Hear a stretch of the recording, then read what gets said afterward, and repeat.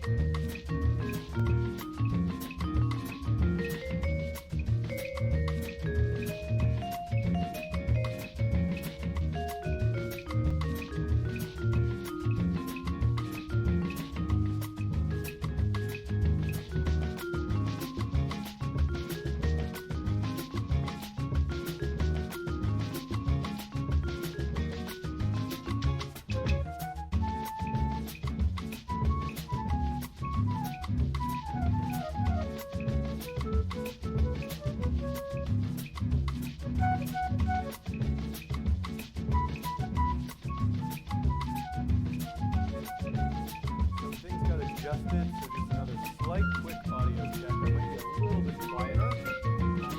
Still okay. Up a tiny bit. How is the level now of my voice?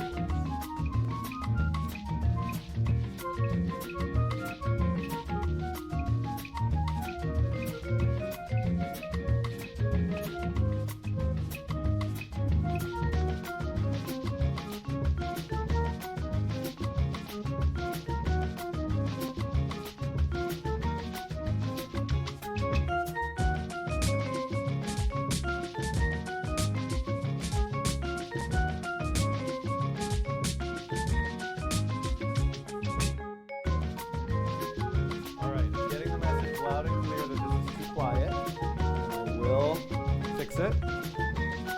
Just give me a moment here, and let's gonna switch to this song. Usually start at the end of this song.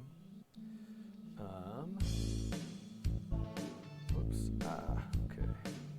And hold on, everyone. I am adjusting something.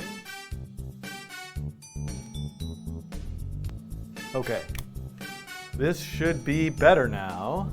My voice, that gets into the red, but if I just speak normally like this, hopefully it'll be fine.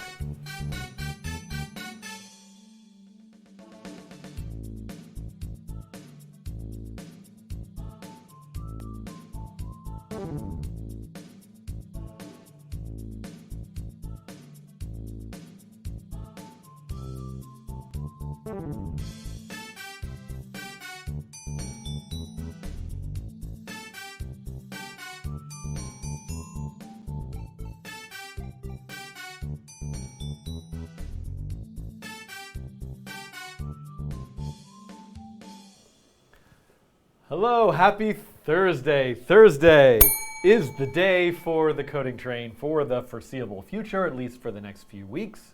Well, at least this week, at least today. Today is Thursday, and today is a day for the coding train. And I expect you all to notice that I did get my haircut finally. I like to say semi-annual haircut.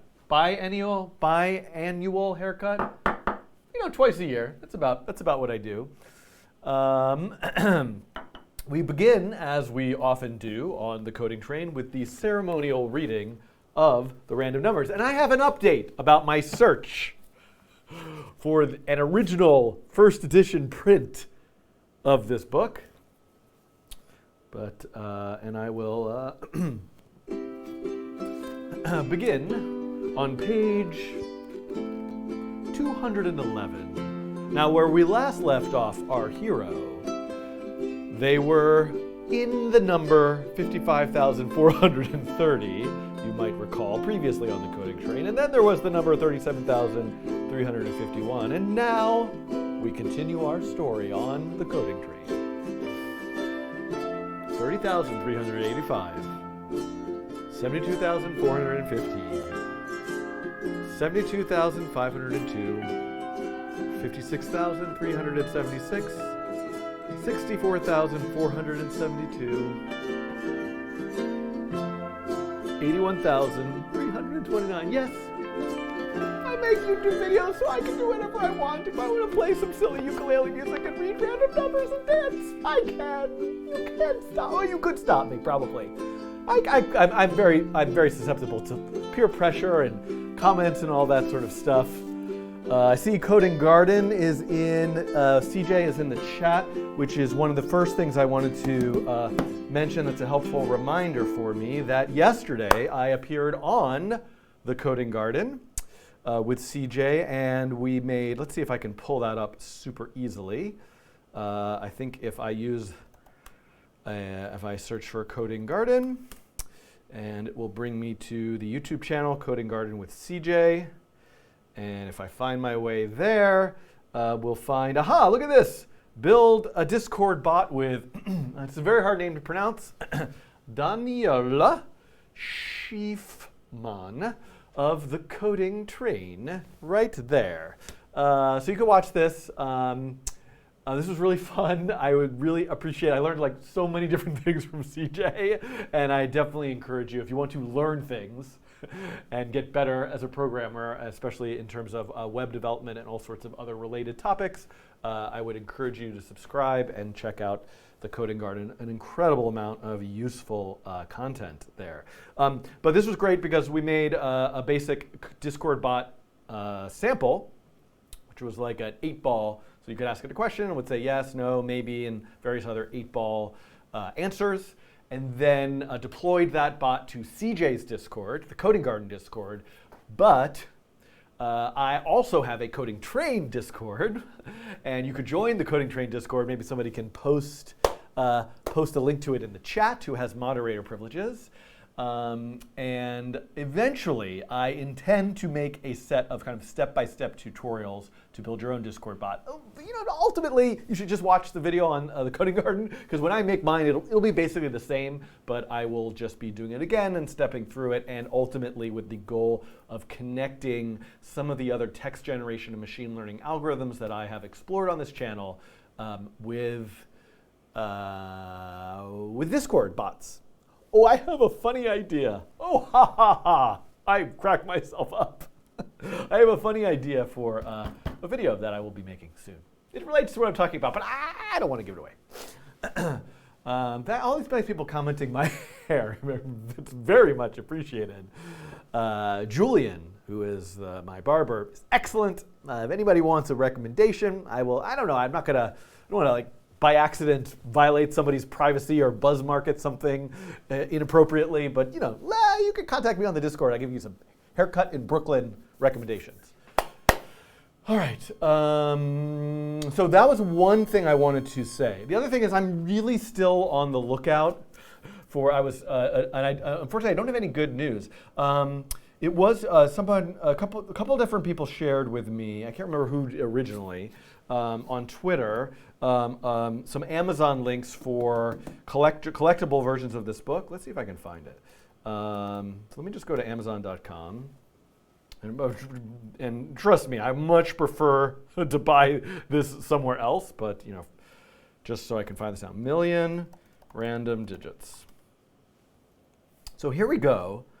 There is this listing for it, and we can see these three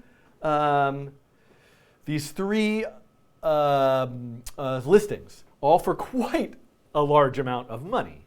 This is the actual book itself. This is the one that I own, which is a reprint, which is temporarily out of stock. It's listed for $59.16. I can't remember if that's what I paid for it, but something like that.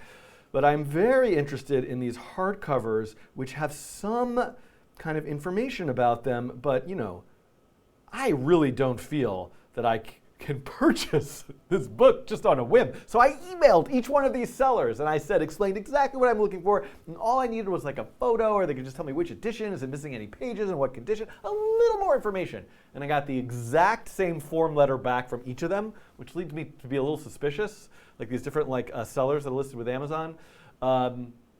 which was something like, sorry, the stuff we sell is already in the Amazon warehouse. We don't have any interaction with it. We can't send you any more information. So it wasn't just that the message was the substance of the message was the same. The actual text of the message was identical. So it very much seemed like a form letter that all of these booksellers through Amazon send. So I just couldn't get myself to press the button. Maybe there's a nice local, but does the Strand even still exist in New York? If there's like a local bookstore, if you live somewhere where somebody happens to have one of these in their attic, I will barter, thank, pay for. I'm really looking for. This is what I'm looking for. Maybe I should just take a leap of faith. Order all 3 of these. I'm going to need quite a few more members, maybe, of the coding train before I just go ahead and do that. But I'm looking for this. I really want to find one. So I just wanted to bring that up at the beginning of this live stream when I have approximately 100-ish people watching, and maybe someone will know something and can help me out. So I want to, have you tried Sarcasm as a Service, which is a really wonderful username in the Discord, supporter Discord chat writes, have you tried rare bookstores in New York City? Seems like you'd have better luck with them. I have a little bit. I've called a couple places. Do they offer free returns?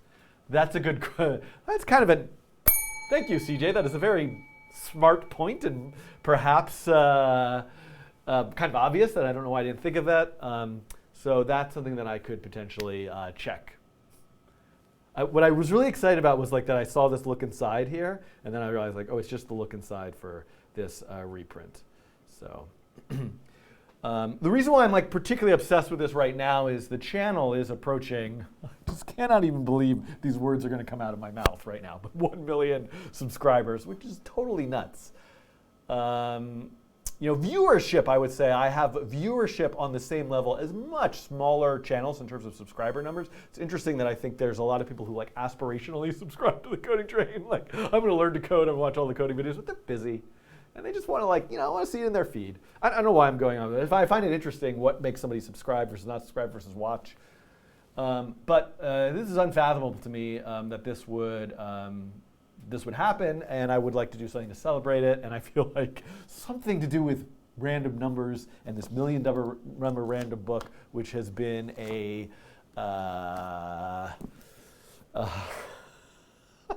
Manuel, go eat dinner, please, don't starve. Manuel writes, I'm supposed to go eat with my family. First of all, let me just talk about priorities in life. Be with family, eat, coding train. I might put them in that order. I suppose eating is maybe a little bit higher in terms of actual life force. Although I would say being with family, and family can mean a lot of different things for other people. It doesn't just mean your immediate relatives. Your family might be any collection of people that is in your life for any number of reasons. But I would say, the coding train should not go above your family, your food, and your being with people. But glad you're here. All right. Let's see here.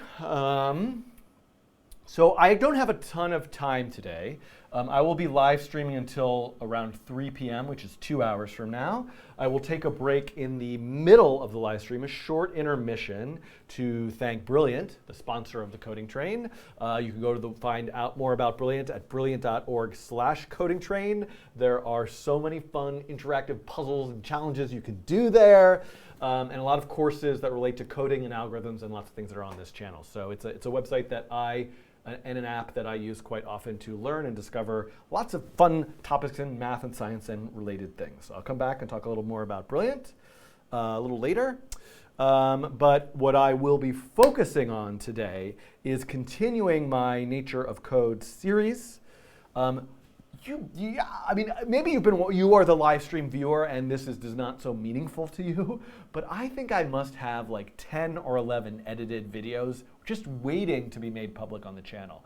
And I'll be making 1 to 3 more of those today. So there's a lot of content in the pipeline. I've just been kind of slow to take care of the sort of details of getting them ready to be sitting on the channel. If you want a sneak preview of them, you could join as a member, but don't worry, you don't need to do that. They're going to come out soon enough. Right, Clippy is asking, do you have any coding challenge idea for a 1 million subscriber celebration? No. I'm really hoping, though, I'm really hoping that I hit 1 million subscribers on April 1st. Because I just think that would be beautiful, which is not so unrealistic. It's a little, I think it'll be a little bit, actually, I mean, I have to look at what the sort of current ebbs and flows of this are, but I think that would be a nice alignment of the stars because, I'm basically a fool on the internet. So April Fool's Day would be a nice time for me to hit that milestone. Okay. Andrew writes, Simon writes, you should be celebrating 1,048,576 subs, 2 to the 20th power. Great, awesome, sold. I can wait another 2 months before worrying about a celebration. So I can't get it together for 1 million, perfect. For mine, 1,048,576. Andrew writes, I can say in terms of viewing videos, I might go 2 weeks without seeing a video and then watch like 6 hours in one day. I hope you're taking breaks. Take breaks. CJ discovered on the Coding Garden has a little timer that runs on his computer that reminds him to take a break every so often. I should probably have that. All right. I'm going to skip sharing community contributions today. I don't know that I haven't looked into if I have a collection of those to share. Social Blade, Florin writes, Social Blade says you'll get to 1 million on March 28th. Slow down, people. March 28th is a little bit early. April 1st is what I'm looking for. Unsubscribe. All of you just unsubscribe if it's getting too fast. You could subscribe back. All right. Let me get set up to get moving here. It's like 1 o'clock. I'm jumping right in.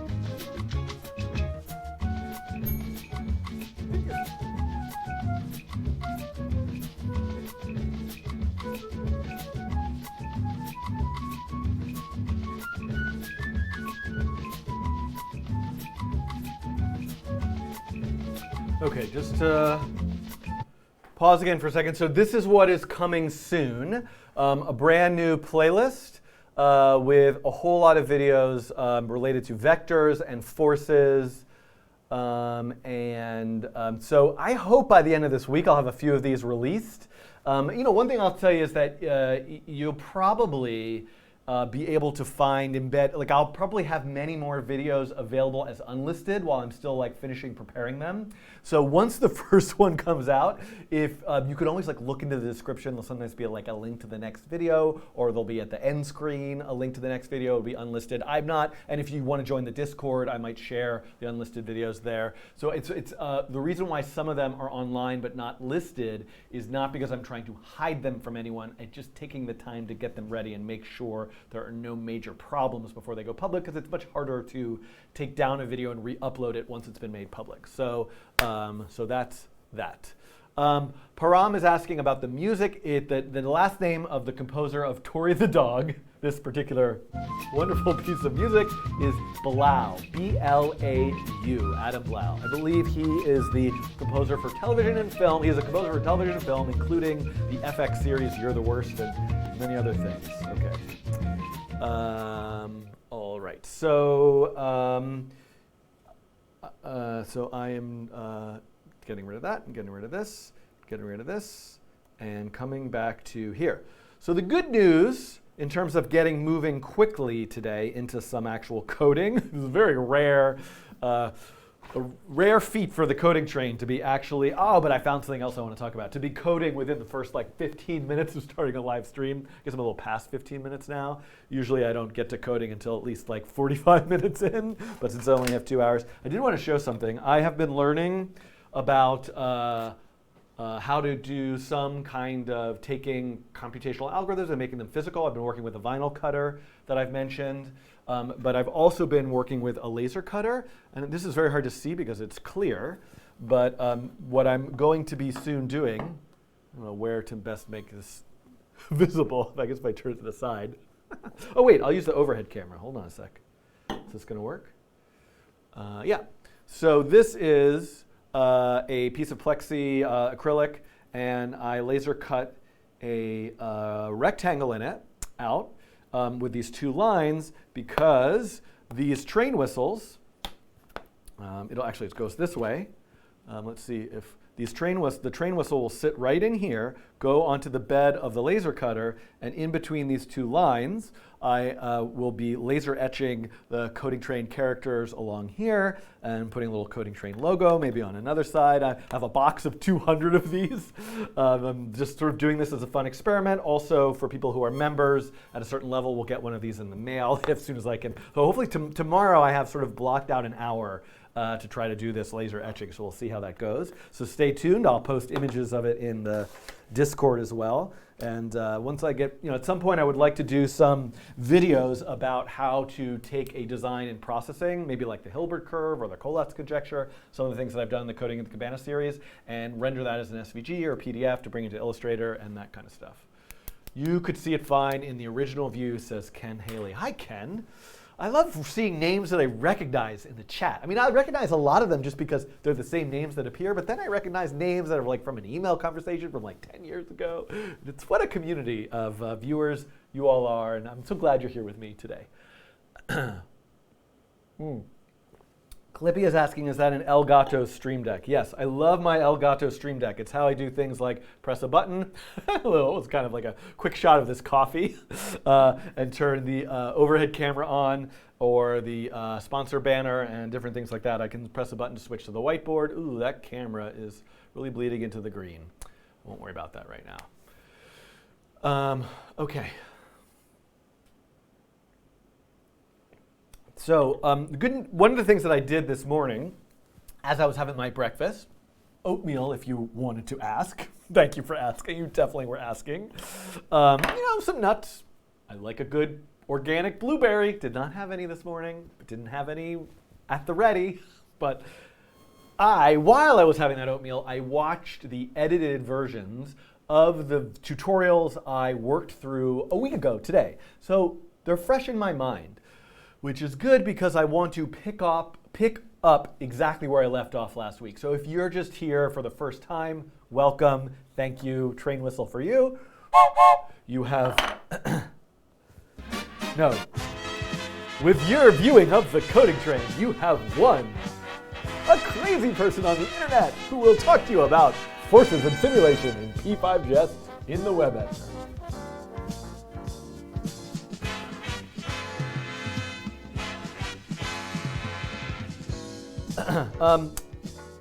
What was I doing? Steel cut oats, Dusty, in answer to your question. Whew. Oh, it's getting warm in here. Yeah, I was watching those videos. It's fresh in my mind. Welcome if you're new. So this might feel like if you don't, you might not have the prior knowledge of some of the other things that I've talked about or taught about or made on this channel. Try to follow along the best you can, or take a break, do something else, and come back. All of the it's a very hard word to say, prerequisite stuff that I did last week is coming out in edited form soon on the channel. All right, so. Let me get the whiteboard ready to go. That's weird. Oh. I hesitate to do this, but I'm going to. Who comes in and moves all my cameras? It's the Three Little Bears. Is it Goldilocks? Which one is the one?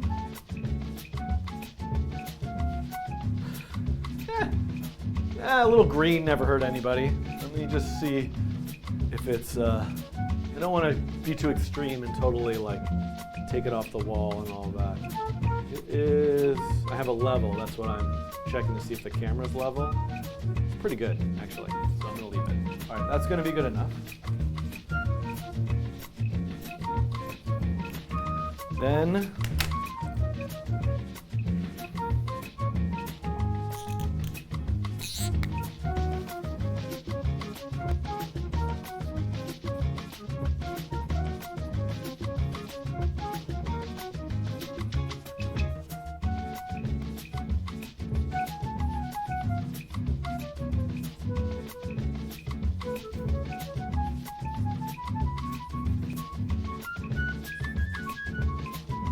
there we go.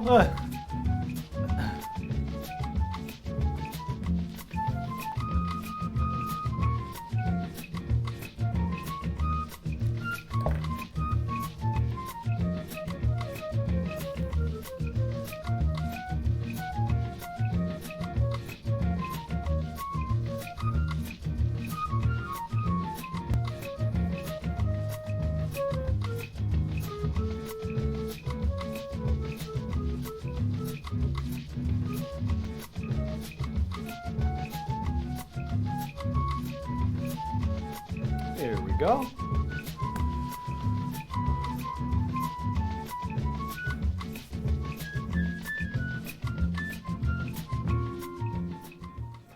Okay. So I am going to begin by the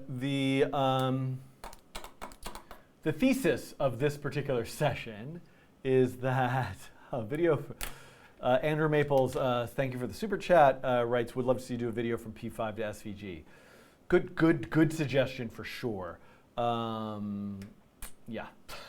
I might suggest looking into a library called Rune.js, R-U-N-E.js, created by Rune Madsen, which is sort of like companion kind of library, in a similar vein to P5, but works natively with SVGs. Other libraries do, like D3. Personally, for me, when I'm trying to render an SVG out of a computational algorithm, I'm going to go to processing because the PDF renderer works. It does exactly what I want to do. It can be trickier to do that from the browser, but I would be very happy to investigate that. Okay. So the thesis of today's live session is that I want to move from, I'm going to repeat myself in a second, from just making up force vectors. Oh, sorry, I'm just reading an interesting comment that I'm going to come back to. Making up force vectors, and I want to look at how to calculate a vector using a kind of real-world physics formula and bring that into code. Andrew's writing, I hope one of your vector videos has a change of basis. Maybe let's can you remind me about that after the live stream is over? Because I would love to investigate what is it exactly you're looking for and see if that's something I can fold in. But at present, no. Yeah, there's still a green sliver. All right. It's going to bother me. You can always just like crop it is the thing. But I'm going to go be a bit more extreme. Oh my God, you know what? I cannot untighten this. Wow, somebody came in and really tightened this. All right, I'm not going to fight with this. It's just going to be what it's going to be. The green sliver will be. There is no getting rid of the green sliver. Now that I did that, I got to check the level again, which is a little bit crooked, but I think I might just live with it. A tiny bit that way. Okay. Green sliver is going to be there. There is no getting rid of the green sliver. Okay. Here we go. Oh! Ah! I forgot to hit record to disk. Okay, I'm recording to disk. I'm now going to say my record to disk prayer.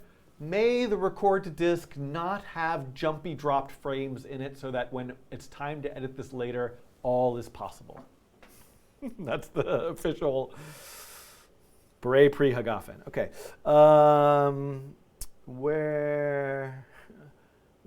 This is now, I'm going to say multi-quarter, go. Am I seeing any dropped frames? So far, so good.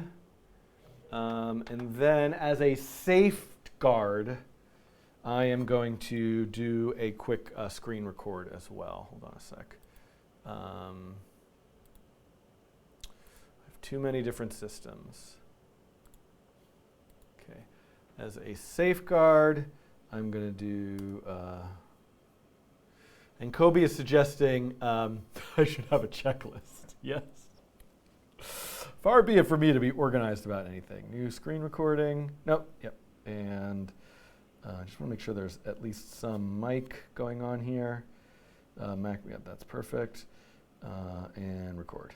All right, that's a backup. Okay. Here we go.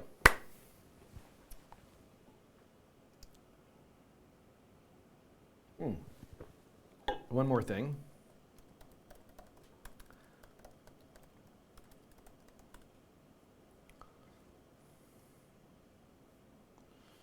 Is there?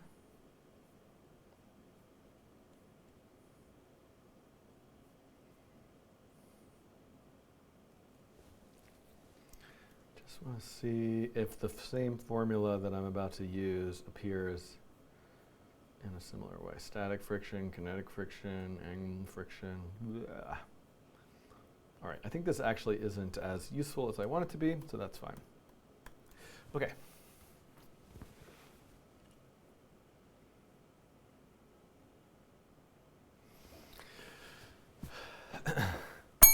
Welcome to another, now with haircut, video in Chapter 2, Nature of Code. And in this video, I'm going to take a leap. What I have done so far, using the classical laws of motion, classical mechanics, force equals mass times acceleration, I've implemented a system where mover objects can receive forces as vectors and have those forces control how they move about a canvas in P5.js. But the way that I have created these force vectors is just by picking numbers out of a hat. And I want to do something more. I want to look at an actual physics textbook. Oh, could I run and get a physics textbook right now? If I had a script, then I would know what I'm going to say, and then I would think like, oh, get your prop. But I do not. Everything's buzzing. I have to turn on my do not disturb because people are messaging me. Hold on a sec. Do not disturb. On. Okay. I will say, for those of you in the Discord channel, if you have something you want to tag me in, try to wait until after the stream is over, because or a direct message, because that will sort of like pop up as an extra message that I view during a live stream. It's like, oh, this is important to what I'm doing right now, like the audio has stopped or I've made a mistake. So it's not a big deal, but save those for later if you can. All right, the train is already off the rails, as Dusty 923 says, which is absolutely accurate. I'm not going to have a physics. I think I know I have a book that I think might have what I'm looking for in it, but it's not worth me trying to wander off to find it. I'm going to keep going. I couldn't find a physics textbook, but you know what I'm talking about. In those textbooks, there are formula. Oh, we'll add something in post. We'll have like a book fly in with a formula in it. I couldn't find a textbook, but here's one for you. I'm definitely going to be able to find one. Where you might see a scary looking formula. And I've picked one to start with. And the formula that I want to start with is the formula for friction.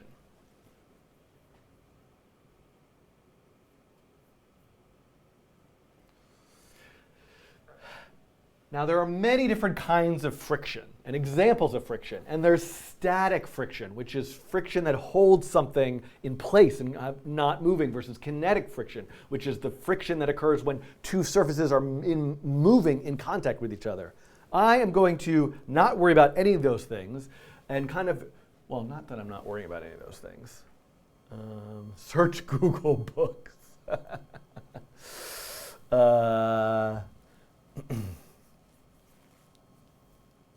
could come back and like do a little clip of me like read it with a book, like sitting in like by a fireplace. I'm telling you, like not to harp on this, but those Bon Appetit videos are so good, and I don't think that my coding videos are ever going to achieve that level of like just absolute wonderfulness. But they're like really messing with my mind and how I think about my videos. All right. Here's the diagram that I'm using to describe friction, and it's a diagram directly from the Nature of Code book.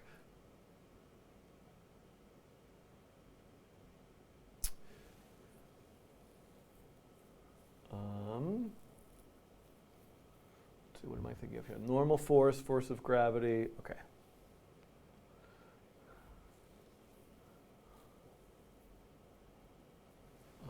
Where's my marker? Okay.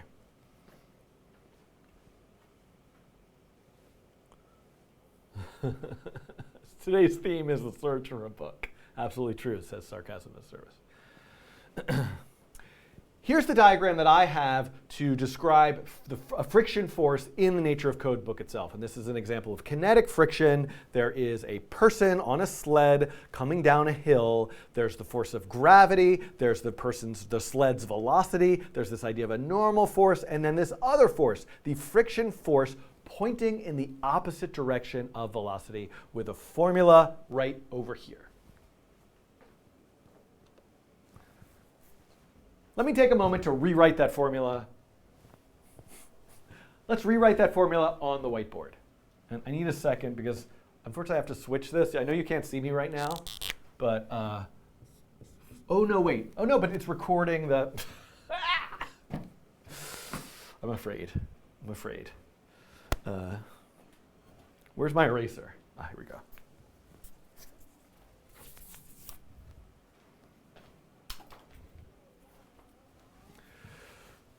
I'm going to rewrite that formula here.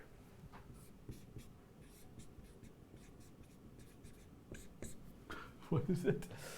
-1.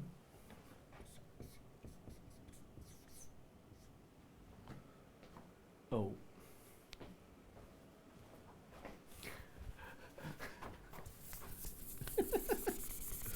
Oh, I am obsessive with certain things. I'm going to take a minute to rewrite that formula over here.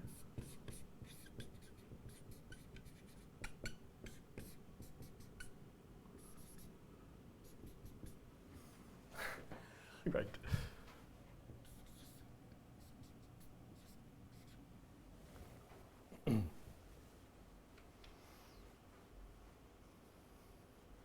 Okay.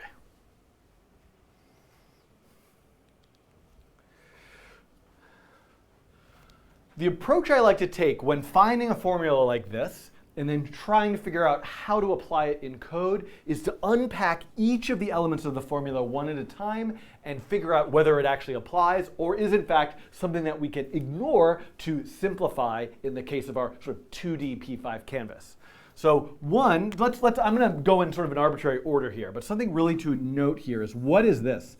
This is the velocity unit vector.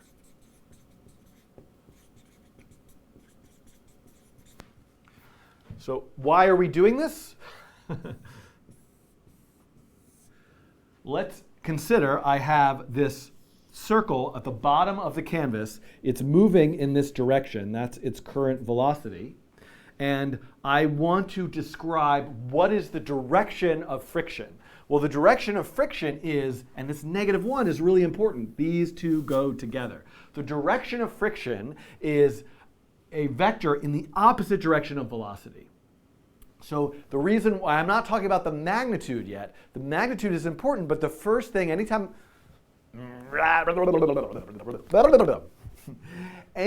I want to calculate a force, I need to calculate two things: direction and magnitude.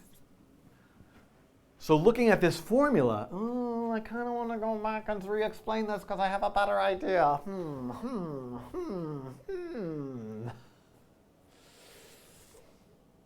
It's fine. It's fine. It's fine. Let's move on.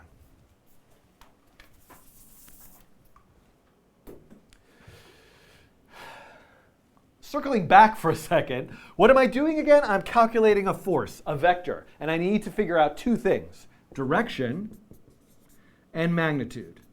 The direction here is expressed as the unit vector pointing in the velocity's direction times -1. So I know that the friction points in this direction. That's the friction force. What is the magnitude? Well, I have two other variables in this formula. And all of these, by the way, are scalars. Scalar, scalar, scalar, and this is the vector. This is known as mu, or the coefficient of friction. Let's play a little knock-knock joke together. Knock-knock, mu.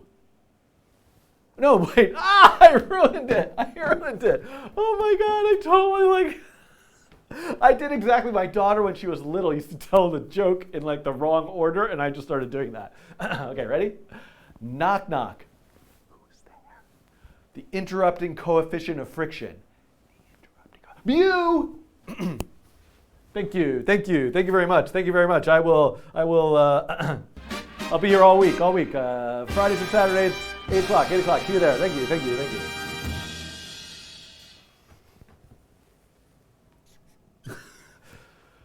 All right, mu is the, boy, that's like written in the worst way. Let's rewrite this.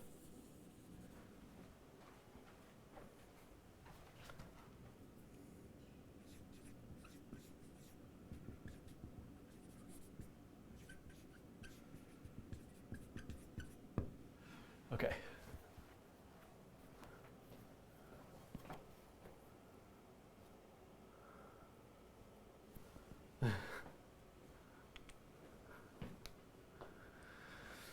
Okay.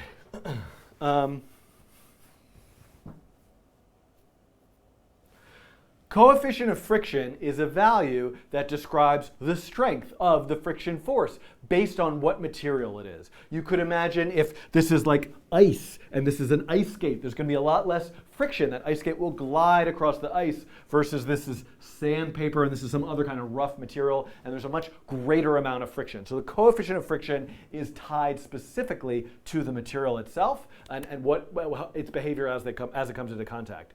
Then we have something interesting here. The normal force. And so,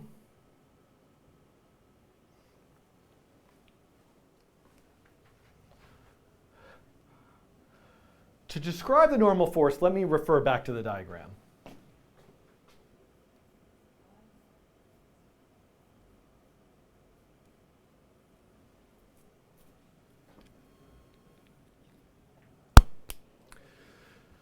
Here, the sled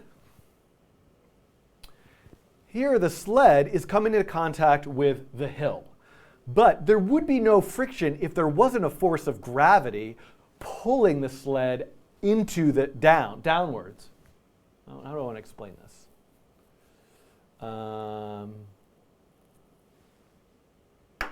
Yes. I did get a super chat.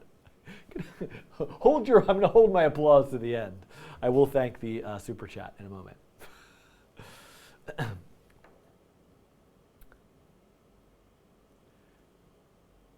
This diagram has a sled in contact with a hill. And there's also the force of gravity. The force of gravity is a force pointing directly down towards the center of the earth and causing the sled to kind of rub in with the hill as it moves and as it comes down. The normal force is the force perpendicular to the two surfaces in contact. And its magnitude is tied to this component of the gravity force, the component that is perpendicular to the hill. But guess what? None of that really matters. What I've got to say is, all this is like super important in real world physics. But let me remind you what we're doing here. I have an ellipse, a piece of graphics drawn on a two-dimensional canvas coming into contact with the edge of the canvas. So there is a normal force pointing straight down in my world that I'm sort of looking at I'm looking at a slice of a three-dimensional world in a way.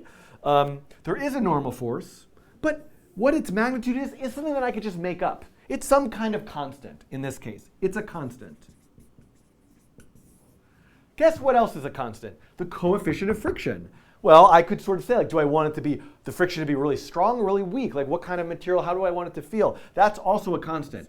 Constant, constant. These are both constants. I can make up whatever number I want for a constant in this scenario. I like saying the same thing. Both of these are constants, which really just means I can make up a value depending on how I'm considering the environment and material and all the other aspects that I'm inventing for this made-up world in the first place.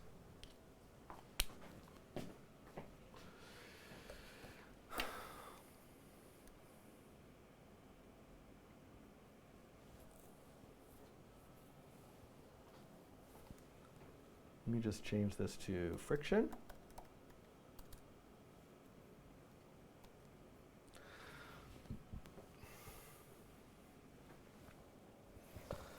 I'm going to simplify this again to just have one object. So as I add the code for friction into it, I'm not dealing with multiple objects.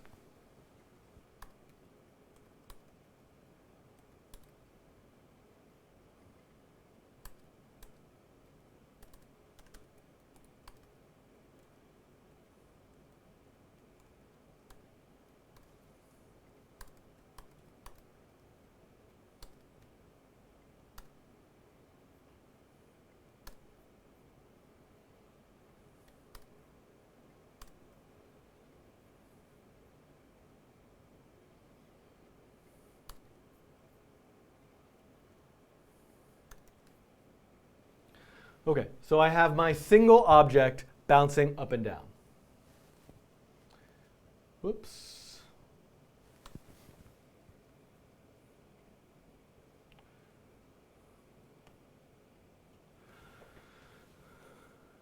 Is the stream down? I don't think so. Not constant. N depends on the weight. No. All right. Yes. Let me offer a correction.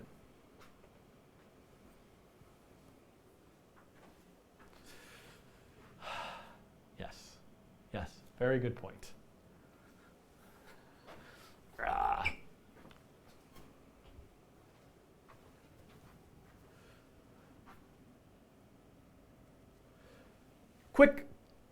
Quick clarification. N is not a constant in the sense that it depends on the weight, which depends on the object's mass. So for different objects, that relative amount of friction would be different because their weights would be different. But in the case of one particular object, but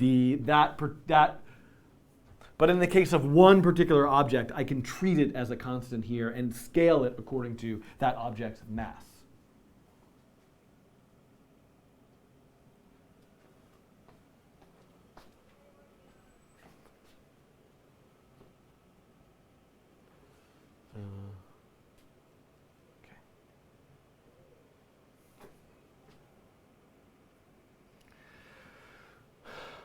I'm going to invent a kind of artificial scenario where I want this mover to only experience friction when it comes in contact with the bottom surface of the canvas. So anytime it is in contact with the bottom surface, it'll experience friction.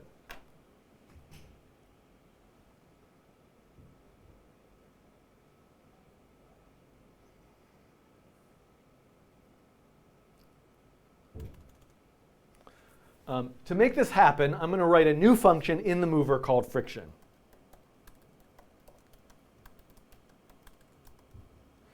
I'll check to see how far is it away from the bottom.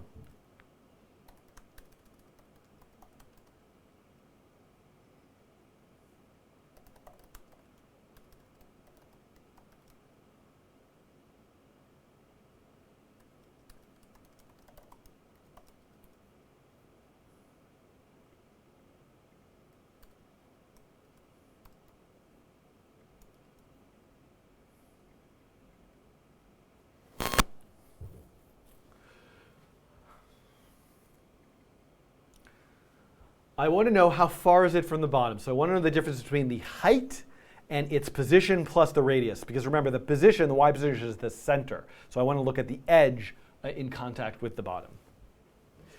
I will say it's in contact if that difference is within 1 pixel.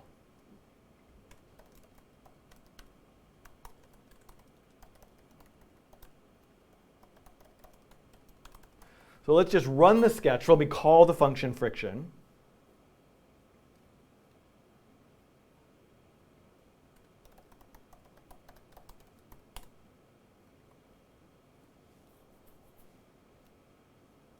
I mean, maybe I should do it out here. Whatever, I'm going to do it this way.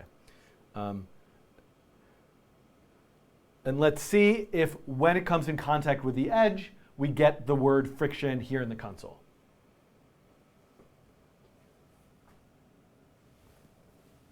So we can see every time it bounces, we're seeing the word friction.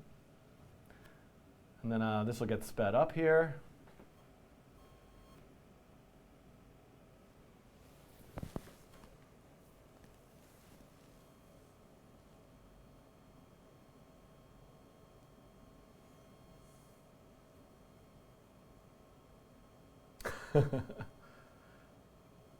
And now we can see as it's rolling along the bottom, friction, friction, friction, friction, friction, because it's in constant contact with the surface. Maybe I would want to treat the scenario of when it like hits the surface once versus is rolling along the surface differently, but I'm not going to worry about that right now.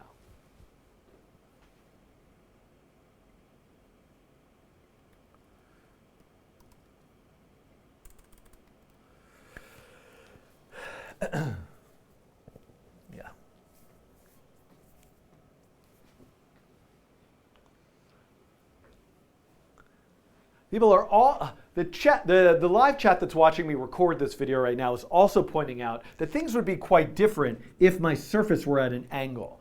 How the normal force would be calculated relative to the force of gravity. That's why I'm happy about this simple scenario of this sort of flat surface along the bottom.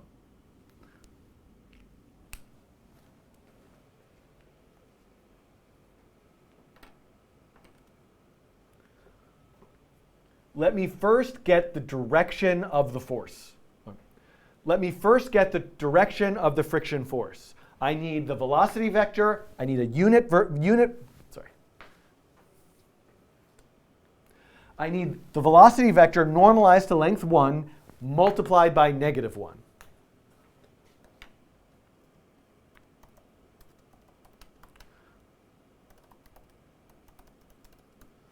Let me copy the velocity vector. Let me normalize it and reverse its direction.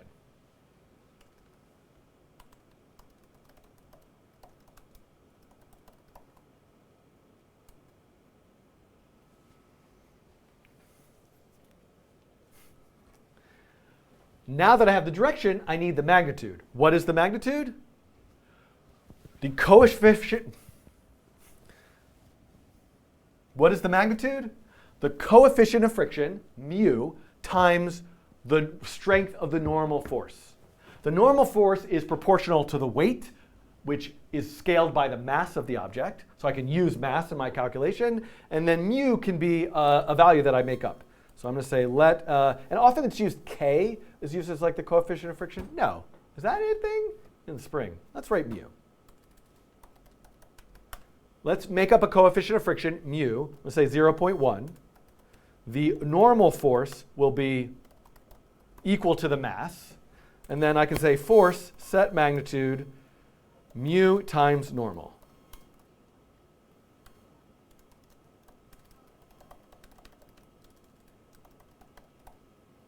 I should take magnitude.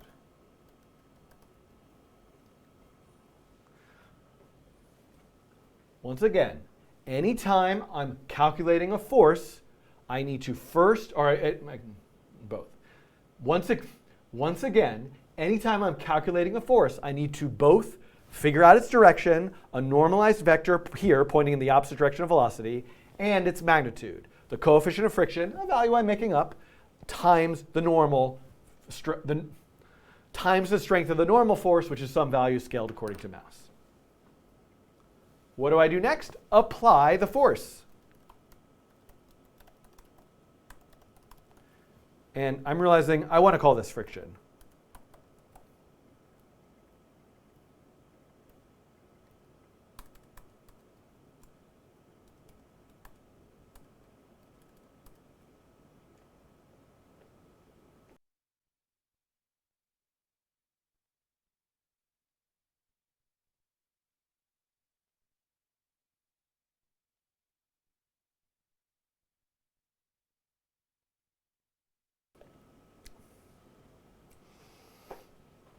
Let's run this and see what happens.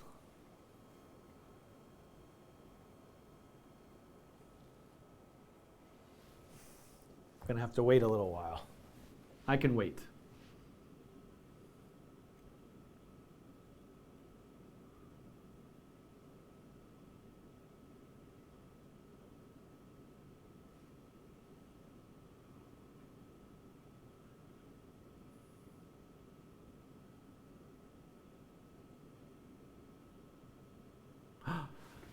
It came to a stop.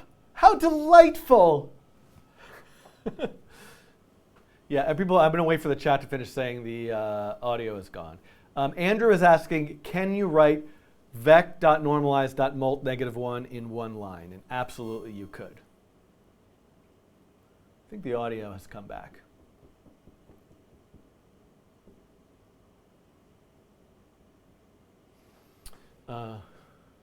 Yeah, Clippy is saying I declared a variable called friction inside of a function called friction. You know, it's kind of okay because this is this dot fric, that one up there is this dot friction, and this is a local variable inside the function, so they're actually distinct. The audio was gone. I did mute the microphone for a second. There was a loud noise in the hallway, so you can hear because there's like a buzz in the room when I mute the microphone. I'll demonstrate the difference. Not muted. Not muted. Okay.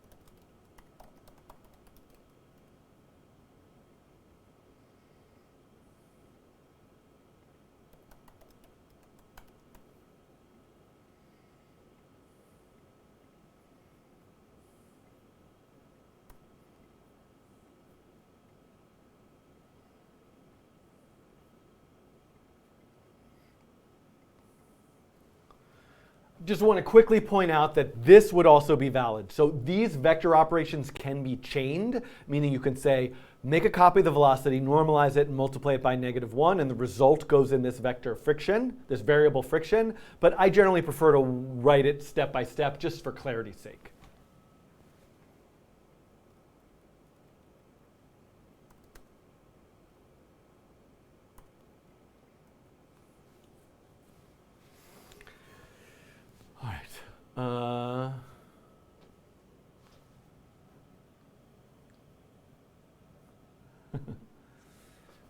It would be, so Amr is saying it would be cool if you drew the acting forces on the ball. Yeah, yes. Thank you for suggesting that. My exercise suggestions are slope, sloped surface, and draw vectors.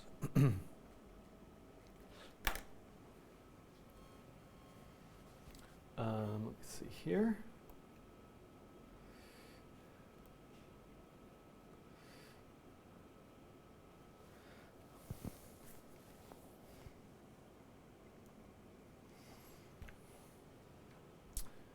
Okay. This is a nice moment for me to take a minute and, now that this is working, this is a nice moment for me to take a minute and just add an array so we can see a bunch of these all with different masses and see how they behave within the same environment. So let me quickly add that in.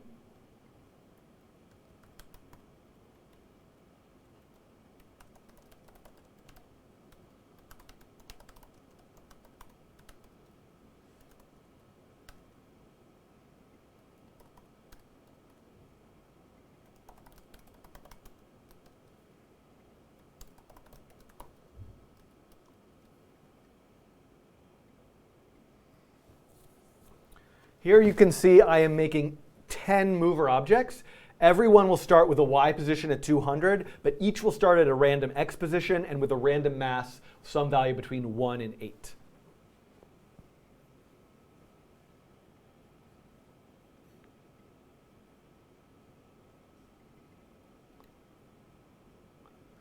It also might make sense for this mu variable to be a global variable. I think you could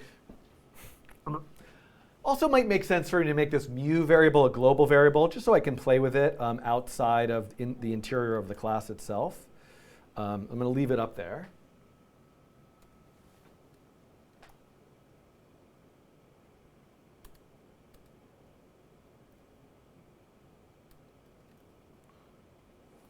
And then inside draw, this is a nice opportunity for me to use a for of loop, because I want to say for every mover of, it's hard to say the word of when you're describing. It's really like for each or for in really makes sense, but the loop that I want in JavaScript is for of. I have a whole other video about that. But I want to look at every single mover inside of the movers array. And one way of doing that is for every mover, for every mover of movers, run all of this code.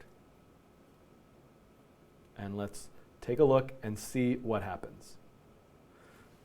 Now they're all bouncing together. They hit the bottom at a slightly different time. They should all respond to wind differently based on their size, not their mass. And then they'll all also have their own friction that's scaled according to their mass as well.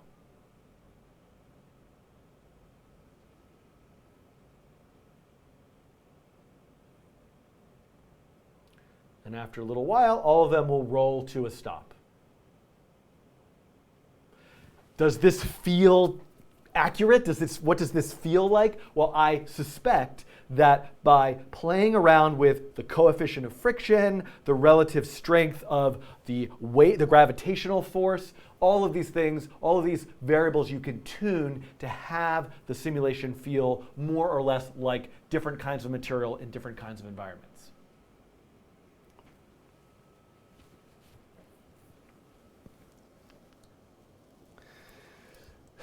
Now, while this was a somewhat real world, so while here I am attempting to actually write a code that uses the formula for friction in the real world, I could also do this with a very quick and dirty algorithm that I think it's worth showing you just at the sort of tail end of this video.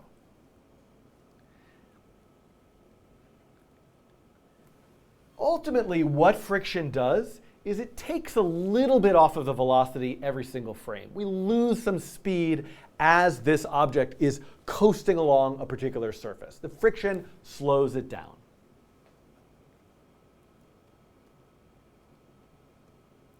Another way to lose a little bit of velocity with each and every step in time would be to just take a percentage of velocity off. So I could actually comment all of this out. Whoops. I don't want to do it that way. Why did it do that? Oh, because of this. I'll do this. I could comment all of this out, whatever, and just say this dot velocity multiply 0.95, meaning shrink the velocity vector every time step, if it's in contact with the edge, with the bottom surface, by 5%. And let's just see if this has the same result or different.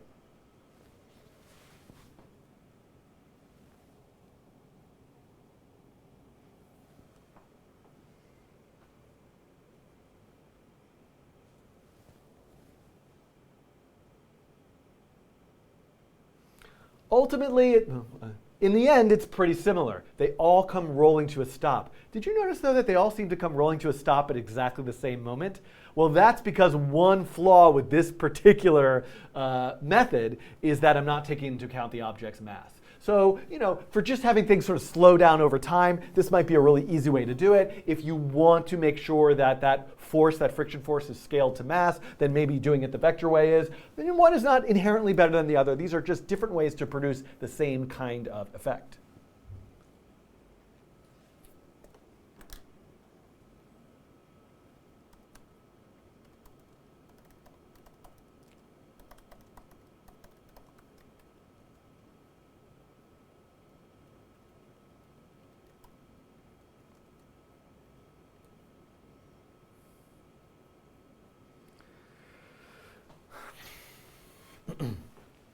All right, where are we? 151. We're doing well, people.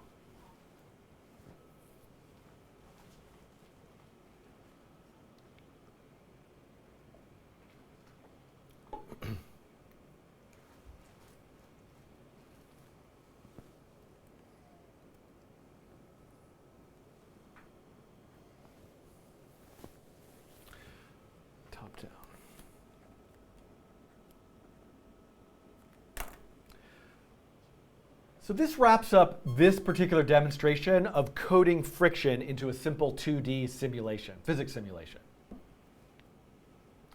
Yes, differentiate static. Yeah, static. And I'm writing this down. These are all the things I'm going to suggest for viewers to do. So this wraps up this very basic demonstration of coding a friction force into a simple 2D physics simulation.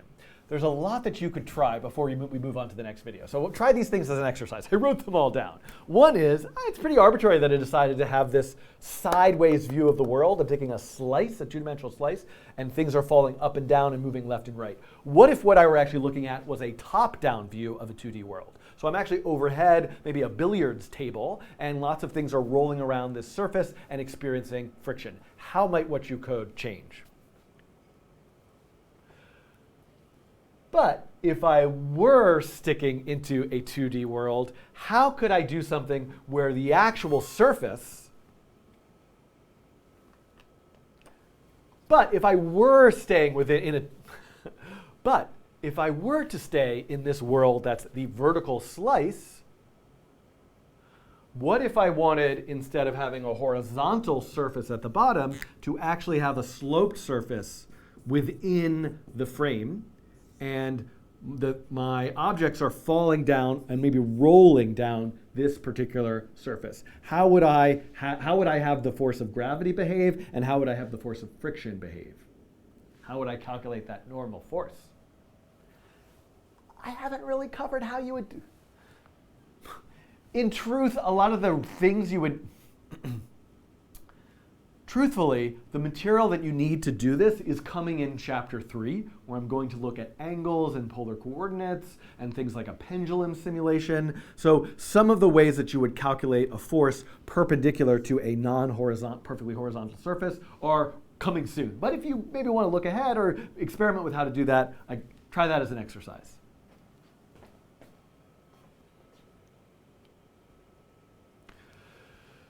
I am completely ignoring the difference between static friction, what's the friction that's holding something in place when it's not moving, versus kinetic friction, that friction when it's in motion. That might be something you consider folding into this particular example. Can you demonstrate those two differences? And then finally, I think this visualization would be so much more sort of compelling or illustrative if I were to actually draw the various vectors. So could I draw the velocity vector, the gravity vector, the wind vector, could I draw the velocity vector as well as draw visual representations of all the forces? So could I see a drawing of the friction force, the gravitational force, the wind force, all those other forces within the simulation itself? So if you try any of those and you make your own version of them, please go to the URL that's in this video's description where you can share your variation. I would love to check them out and maybe also show them in a future video or live stream where I sometimes show community contributions from the website. All right, so guess what?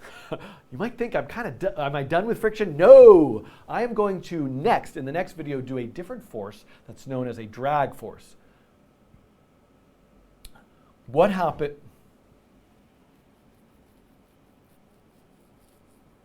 Glazing. What does it mean for me to be glazing? Is it obvious because I'm like tired today? Is that what's going on? Or maybe I lost all my hair and so my brain doesn't work well anymore because it was protecting it somehow from the aliens that are trying to communicate. I need like some tinfoil to wear.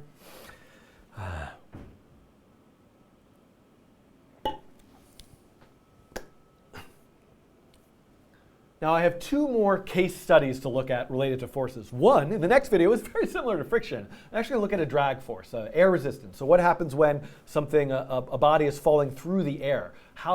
What sort of force acts on it? Or a body is moving through a liquid. So that's known as drag or a fluid resistance. I'm going to look at that force in the next video. And then finally, I want to circle back to that circle being attracted to the mouse position and unpack circle back and look at that.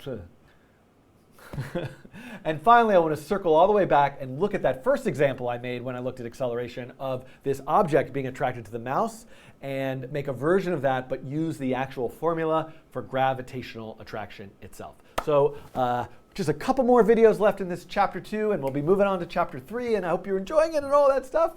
See you soon.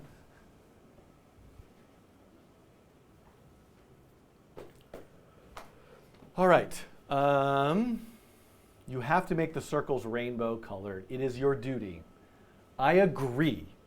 I don't think I have time for it though. There's 320, all these people have joined this live stream just in time for me to take a break. Can I do the drag one quickly before I take a break? It's actually very similar to this one.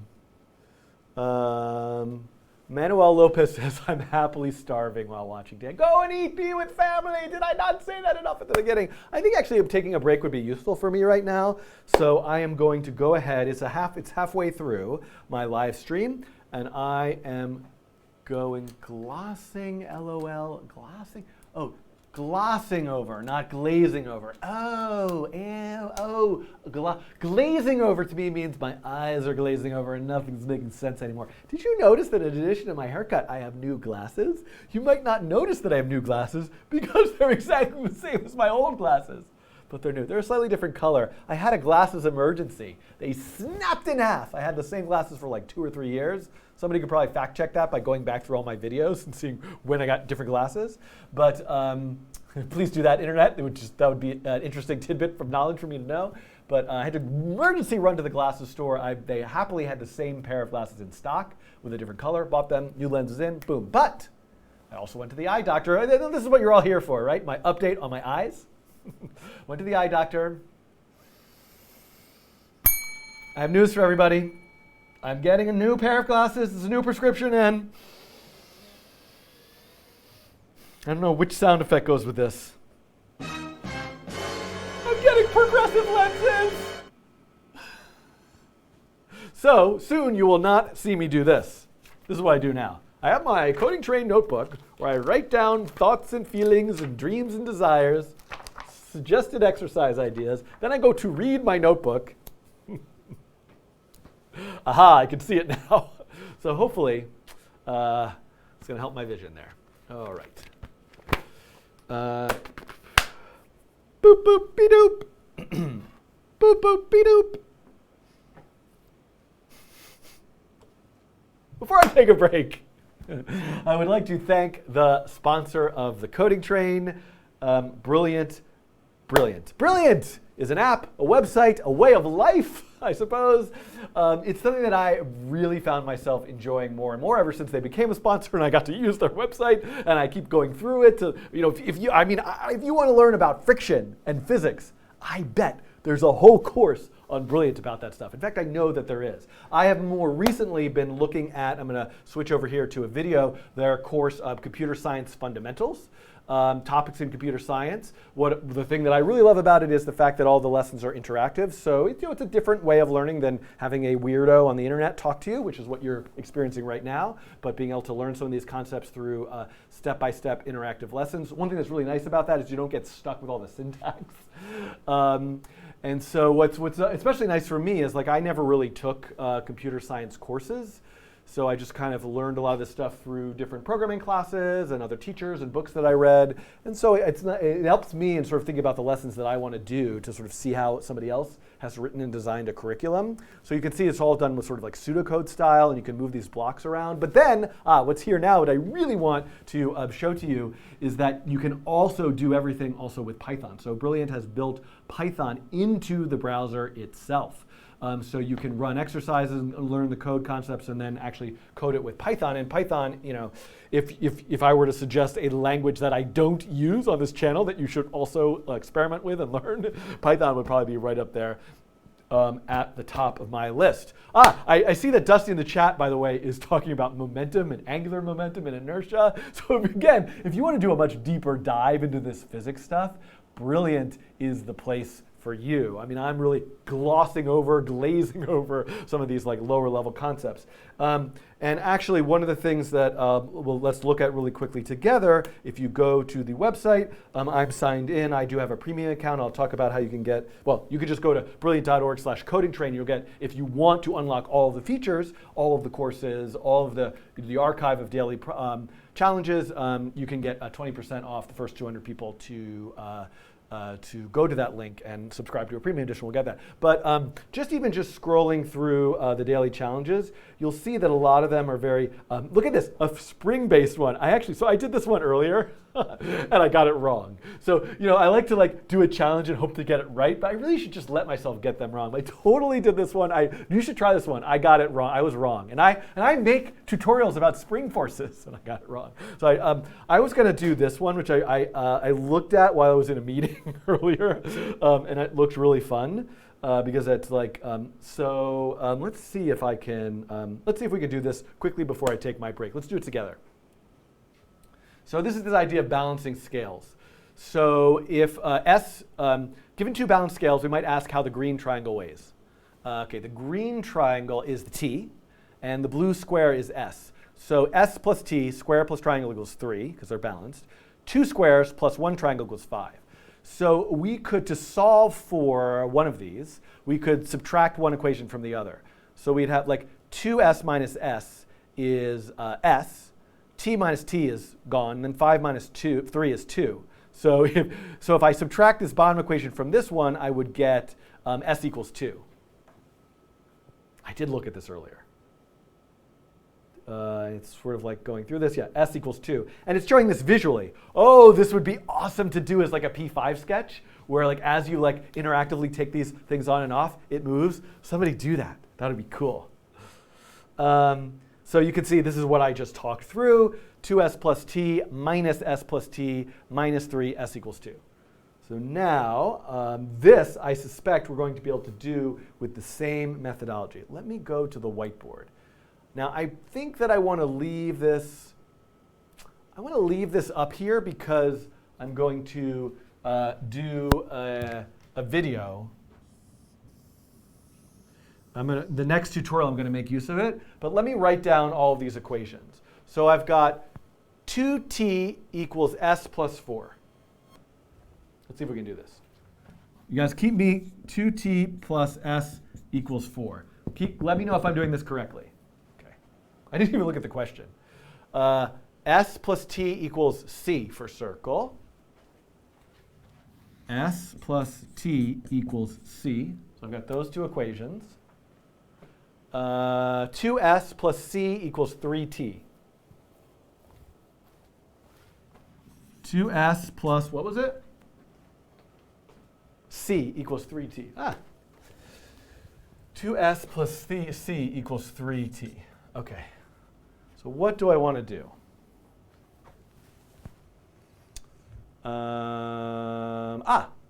Well, I could do this equation minus this equation, right? So if I'm saying I have very little space here, a, b, c, let me take equation a minus b. So 2t minus t is t, s minus s is nothing, equals 4 minus c. So I know t equals 4 minus c.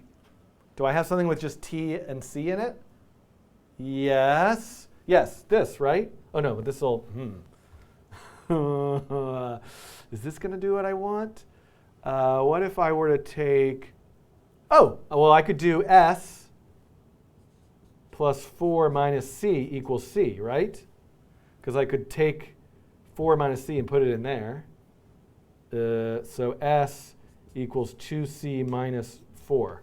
This is not really getting me anywhere, is it? What else could I do? So now c t for 2s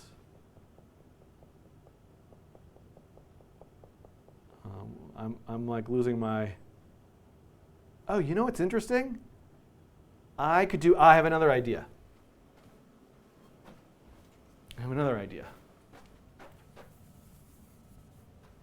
Let me add these. 3t plus 2s equals 4 plus c. And then I also have 3t minus 2s equals c. Aha! So let me subtract these two.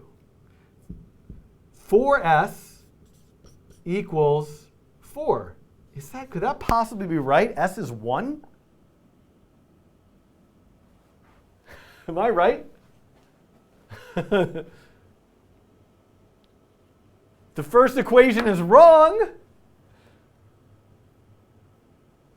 2s equals 2t equals s plus 4. Oh, I'm solving the wrong problem. Equation A is false. Oh, let's just start over. Edit all that part out. 2t equals s plus 4. Oh, this is going to make this easier, isn't it? So I can still do the same sort of thing. I can do 2t minus c equals 4 minus t. Oh, look at this, right? And then 3t minus c equals 4. Or c equals 4 minus 3t, right? No, 3t minus 4.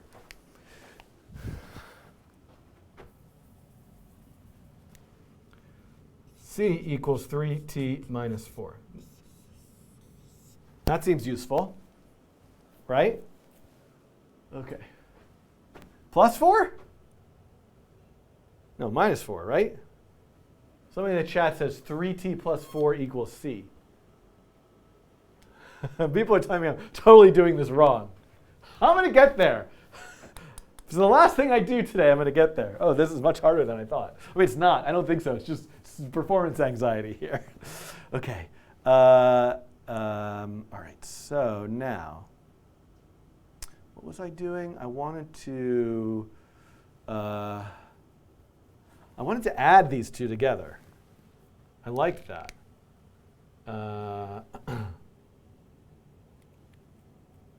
Or does that not really do me any good? Okay, but I could say, wait, let's just confirm. Is this correct? You're correct. Okay, I'm correct. Simon's probably already solved this, like, for like the generic case of like something. I don't know. I can't even. Okay, let's see. Where do I want to do next? 2t minus c equals 4 minus c. So c equals 3t minus 4. What does that get me? Because I could replace now, I could put this here. I want to get rid of, oh, look at this. This is a 3t. Okay, got it. These two. Now, there we go. 2s, c minus c, equals 4. S equals 2. Okay, we got one. S equals 2. S equals 2, people. S equals 2. Well, that's good to know. So we can change a lot of things. We've got S. So that means, I hate to erase anything, but let's say we've solved now that S is 2. So basically I'm saying, oh, well now this is easy. So S equals 2. So 2t equals 6. So t equals 3. S is 2 and t equals 3. And now I need to show what c is. C is s plus 2. C is 5. Ha! Ha ha! I think we got this. So now if t, right, t was what? The triangle was 3. So this is 12. How do I make 12 out of 5 and 2? Well, two circles and 1 square. 2 circles and 1 square. Is that one of the options?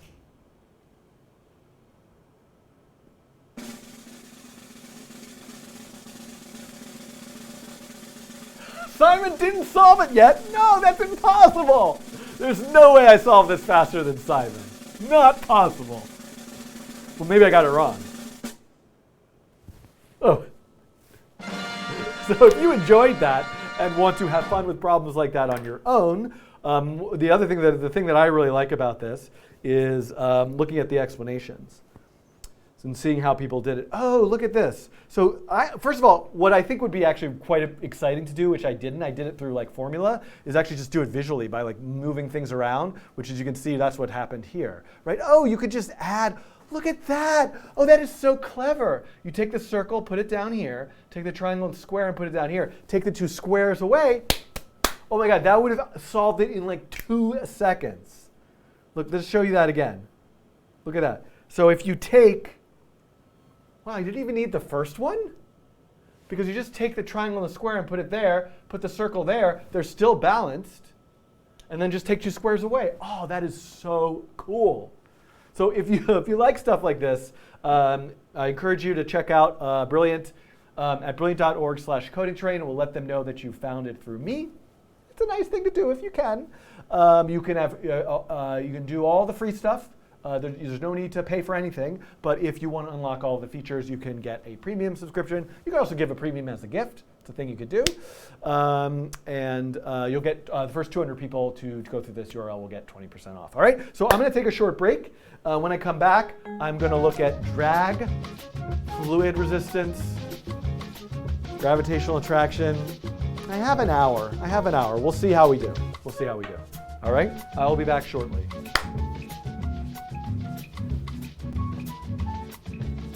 And by the way, quick update. Manuel Lopez did finally go and eat. Good job. I'm glad you've got your belly is full. You're full of sustenance. Stay healthy. Get sleep. Next thing is sleep. Be with family and friends. All those things.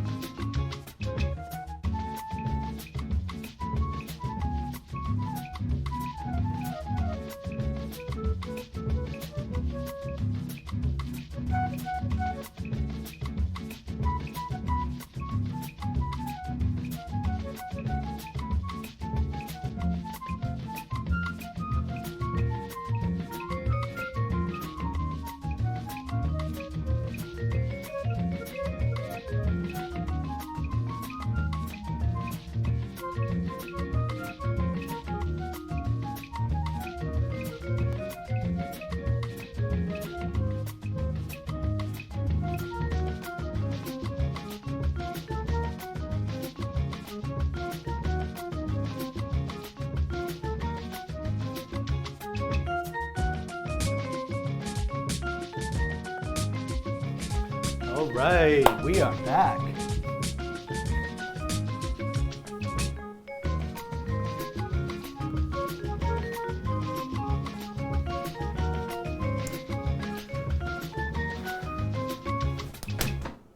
Okay, quick announcement, or it's not really an announcement. Thanks again to Brilliant. I hope you had fun with this puzzle. I wanted to mention the Coding Train store.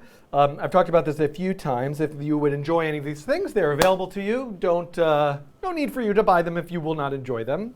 It's fine with me either way. Just want to make the stuff available. It is a little bit extra income to go toward that book that I want to buy. But I did want to make the announcement that I'm told. Breaking news. Coding Train breaking news. There have been enough hoodies ordered for the Coding Train hoodies to be made, but get your order in. Probably sometime in the next week or so. I'll post in the Discord maybe as a reminder, somebody remind me to the exact date, but there will be a deadline for this because they're going to make a certain number of them based on people who ordered them. So if you do want one of these, and then if you don't need to. Before I was like, please order one because I wanted them to make enough so I could order some for myself. But now there's enough, so only if you want one, there you go. I will say, and now not to like be all salesy, but these notebooks are so delightful. I have like literally like 100 of them, and I use them all the time now, and I really quite enjoy them. Although I do want to make another one with because there's one thing like the graph paper. Maybe some of those of you can tell me, is this like European style graph paper or like so hold on. So this is what can you see this? Maybe if I turn the light on. It's very, very small. I don't know. I can't see it. I don't know if you can. But oh look, there's me. Oh, and I'm upside down. And now I'm right side up. I'll just show this to you kind of closer. Let's see. Maybe I can get this in the. This is obviously really important what I'm doing right now. I'll come over here. This might actually work. There. If it focuses on it, you can see that graph paper. It's like very light and very tiny. So I think I want to get a little bit larger graph paper and a little bit darker for the next round. Okay.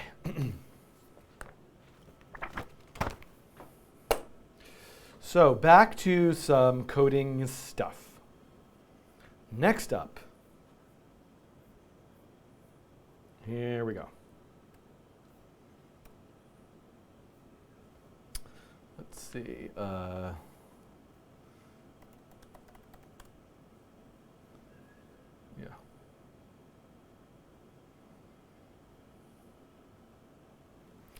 Okay.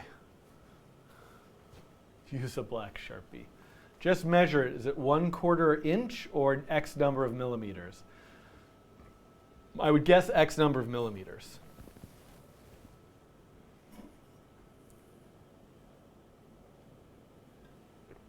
Okay.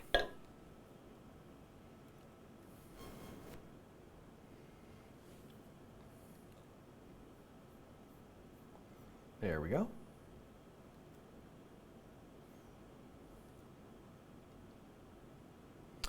Why do I have a negative in mine? And I guess maybe all right, well. Okay. All right, so I guess I could have erased that after all, because I'm just going to go erase it now. Oh, the whiteboard camera is off. Let's do something about that.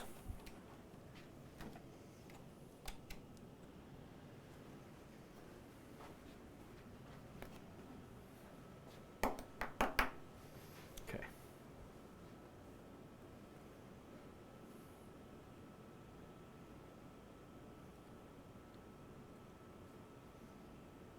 All right.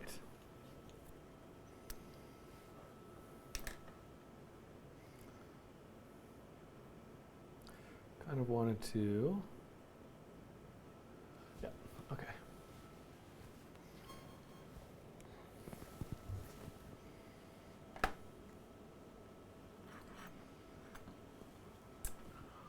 need like a spherical body, but I'll just use my eraser.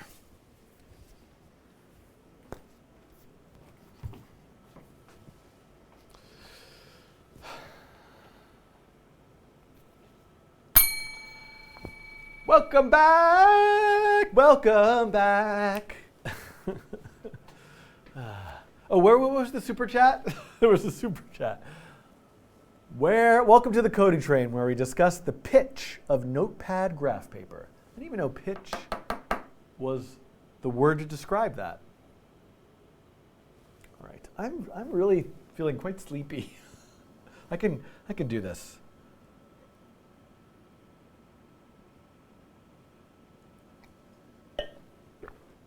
$2:23, less than an hour. So I feel confident. At a minimum, I can cover this topic, and at a maximum, I will also do the gravitational attraction. Though that feels a little bit, thank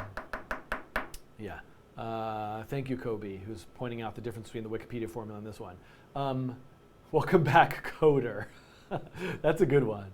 Welcome back. Your dreams are. I don't know the words. Okay. Okay. Welcome back. Oh, wait.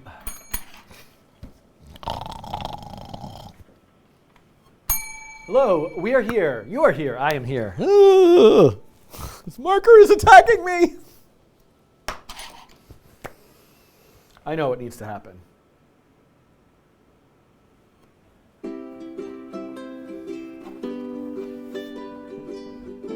Earlier today on the coding train, we left off with number 10,858. Let's continue. 14,667, 48,980. Ah, no, it's making me go to sleep more. It's not helping.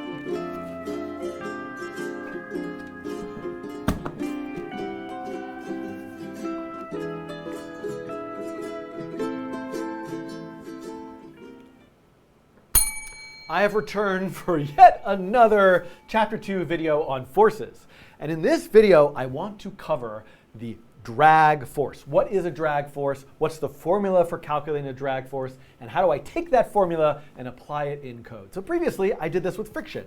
So this is my little series of case studies. I'm going to look at friction. I'm going to look at drag. Next, I'm going to look at gravitational attraction. But these are just 3 examples. They're nice ways for me to show you, hey, these formulas, they're not so scary. We can unpack them. We can turn them into code. And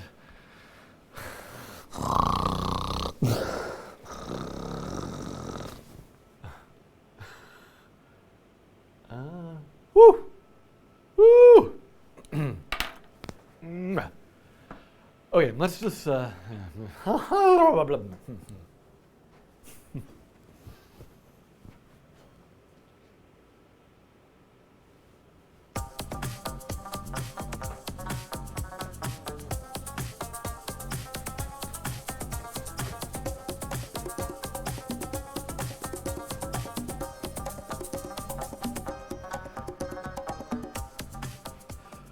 It's getting warm in here again. Come on, air conditioning, really. Whew. Hello and welcome back to another video in Chapter 2, the nature of code about forces. So the last video I looked at friction and modeling friction. And in this video, I want to look at a drag force, which is quite similar to friction, but also different. Isn't that? That's why I'm looking at it. But what I'm really doing here in these sort of wrap-up videos to Chapter 2 is doing some case studies. What are formulas that you might find in a textbook or Wikipedia that you just sort of feel like, oh, what do those mean? How do I even use that? Try to unpack those formulas and apply them in code. So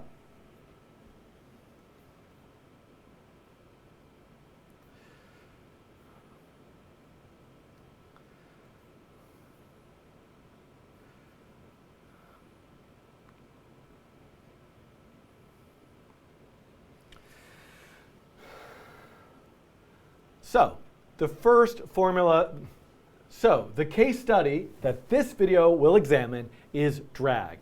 drag force, sometimes called air resistance. It's a kind of friction, and it's part of the field of study of fluid dynamics. And there's all sorts of interesting fluid simulation, crazy stuff you could do, and there's lift and all sorts of, there's like a lot you could get into. It's so crazy.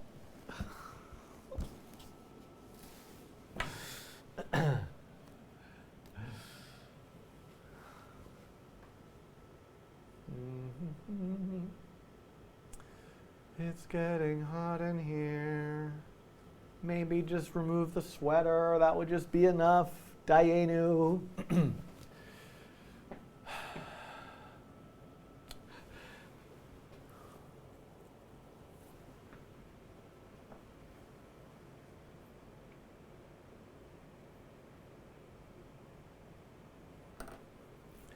There's the concept of Reynolds numbers, there's laminar flow, oh my God, there's turbulence, all sorts of topics. But I'm going to boil things down and try to look at this particular formula for calculating a drag force.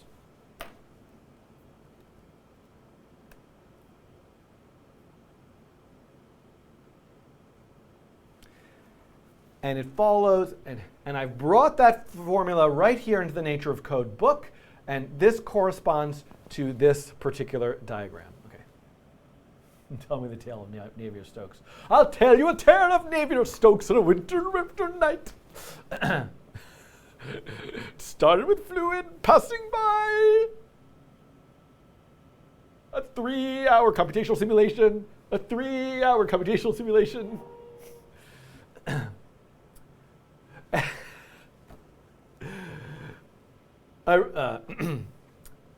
I brought that formula right here into the Nature of Code book, and this is what I'm going to use. So let's come over to the whiteboard.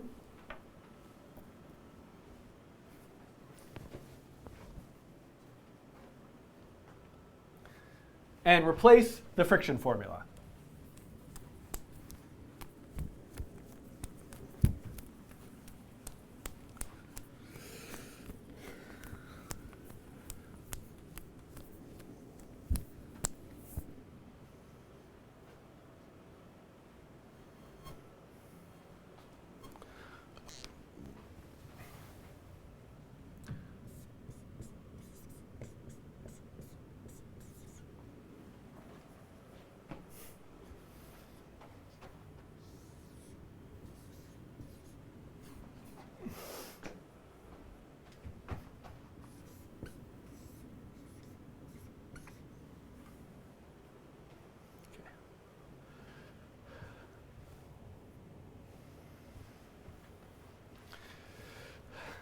This is the formula we want to implement. And the context we want to implement it in is a two-dimensional P5 canvas, where we have a body that's moving with a current, I'm going to point it down, that's moving with a current velocity pointed down.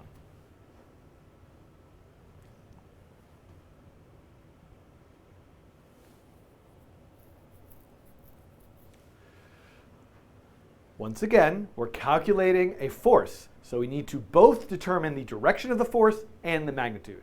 Let's start with direction. What is identical to what we did with friction identical to friction is the direction of drag. We have the velocity unit vector and -1/2. So the drag force points in the opposite direction of velocity. So that's something we already know how to do. It's scaled with this -1/2 because, you know, science. But to us in our P5 world, whether this is -1/2 or 5, it's going to be less important because this is made up units of measurement anyway.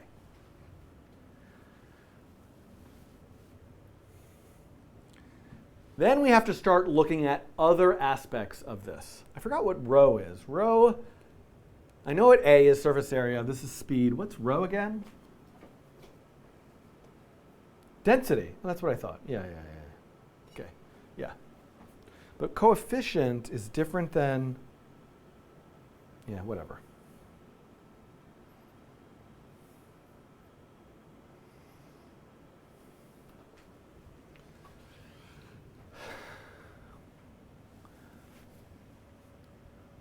let's go through these one at a time.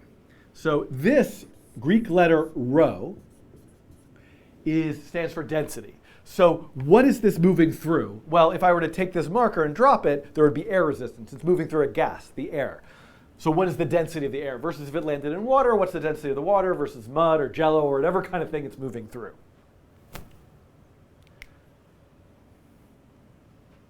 But for us, the important thing here, assuming this is a, what am I saying here? What's the word I'm looking for? It's the same all over the place. Assuming this is a, not universal, this is a consistent, continuous. There's a word that I'm looking for. It's completely escaped my, it went with my hair. It's on the floor of the barber shop with all the hair, my vocabulary.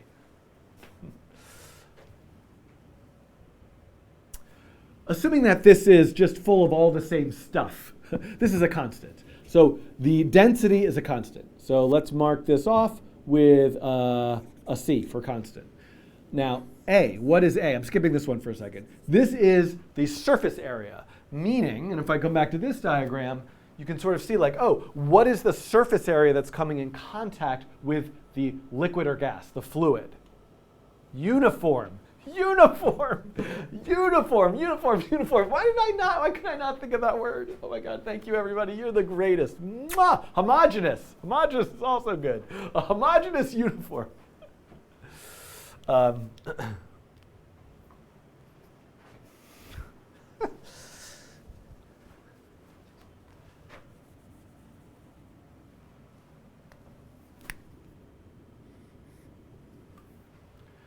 In our P5 world, assuming this circle, this body is moving through a kind of homogeneous uniform space, it's all the same stuff, the density of this air or fluid or whatever it is a constant. So rho, the density, is a constant. Constant.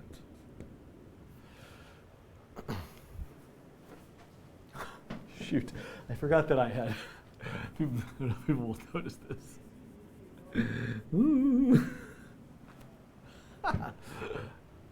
Skipping V squared for a second, let's go to A. So A, this is surface area. So if I come back to the diagram in the Nature of Code book, we can see here the idea is what is the surface area of the object coming into contact with the fluid? And you can think of it like, is it aerodynamic or not? Does it come with like to a sharp point where there's a very little surface area, or is it kind of like a wide load and there's a lot of surface area moving through this fluid? Huh? Ah!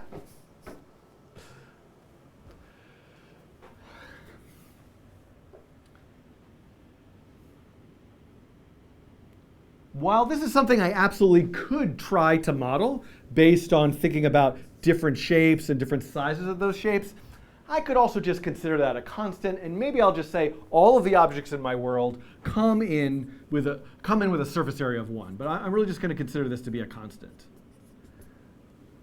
So if I were to model it, it might make the ultimate simulation more dynamic and more realistic, but it's one thing that I think, it's a detail that I can mostly ignore, especially if I have a lot of circular bodies of relative similar shape.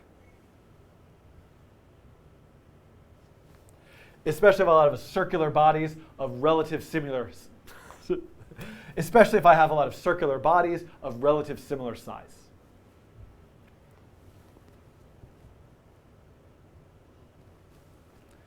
Then we have the coefficient of drag itself. What's that? That's a constant. It's a constant.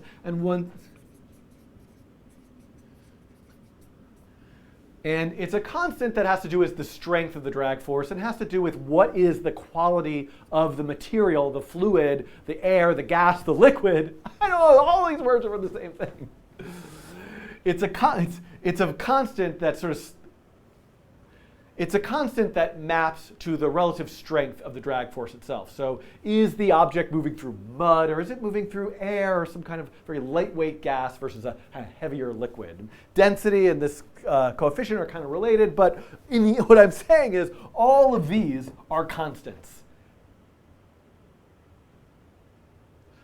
What I'm saying is all of these three elements with this -1/2, which is literally a constant, I can consider to be a constant in my simulation. So I can actually take this formula and simplify it greatly.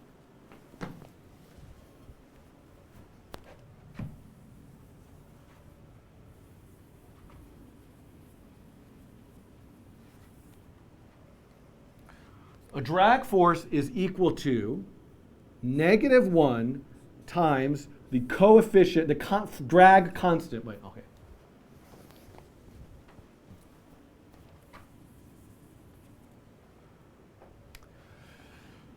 Drag force is equal to -1 times some constant. I'll call that the coefficient of drag. It's a constant that takes into account the -1/2, the surface area, the density, and the coefficient of drag, times v squared times the unit vector v.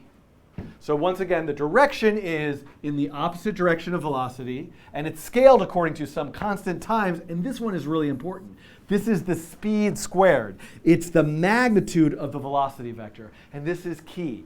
The faster the object, and this was not the case with friction, not the case with kinetic friction. Doesn't matter how fast the object was moving, the friction force is not proportional to that speed. But in the case of drag, it's absolutely proportional. If I were to hold this marker absolutely still, it's not moving at all, there is no drag force on it.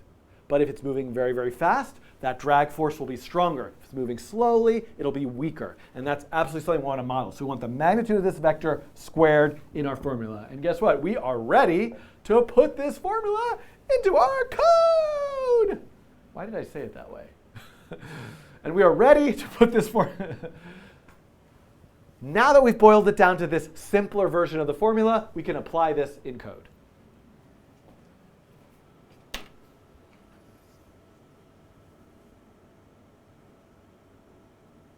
Oh, right. Thank you, Kobe, for the super chat reminder.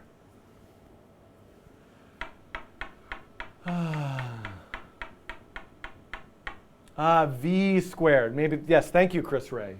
Let me, I'll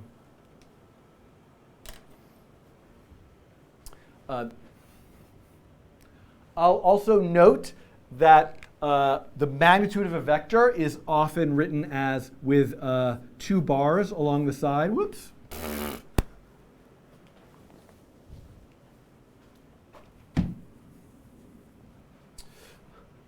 I should also note that another way that you might see, another notation for writing the magnitude of the vector is the name of the vector with 2 bars along each side. So you could also rewrite this formula like this.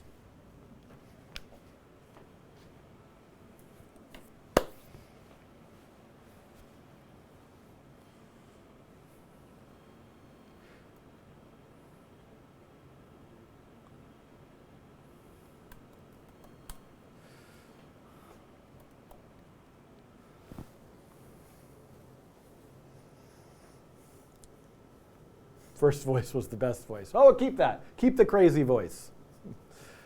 Where are we time-wise? 2:40. Okay.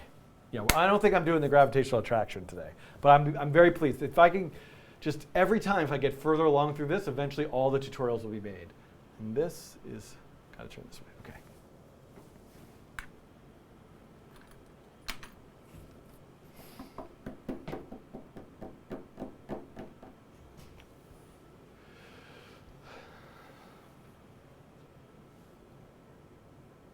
Whoops. Shoot. Give me a second.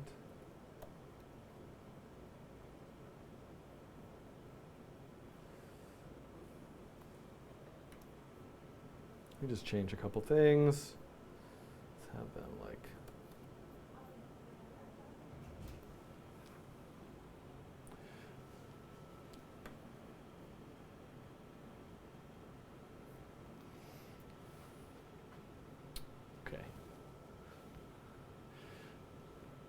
This is exactly the same example that I finished with in the previous video. And the only thing that I've done is, well, I'm having the mover start a little bit higher up because it's going to give me more space to work with.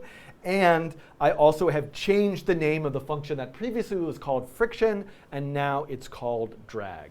So I'm actually just going to take out all of the code, but eliminate what was before friction, and now calculate a drag force. Oh, hold on. No. Start over here. I'm going to begin with the code that I had from the previous video, the exact same code. The only thing that I've done differently is that I've renamed the friction function and called it drag. Friction function, function, friction, friction function. One more time with the feeling.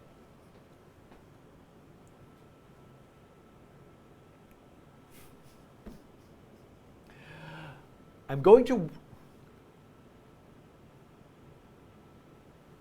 Well, how do I even? Where even am I in the world? That's the question I often have. To demonstrate how to implement this, I'm taking an exact duplicate of the code I wrote in the previous video demonstrating friction. And all I've done here is I've renamed the friction function, and I'm calling it drag. So what are elements? Is there anything here that I want to keep? Well, actually, there is one thing that I want to keep, which is that I want to, when I'm getting the direction of the vector, I want -1 times the velocity unit vector.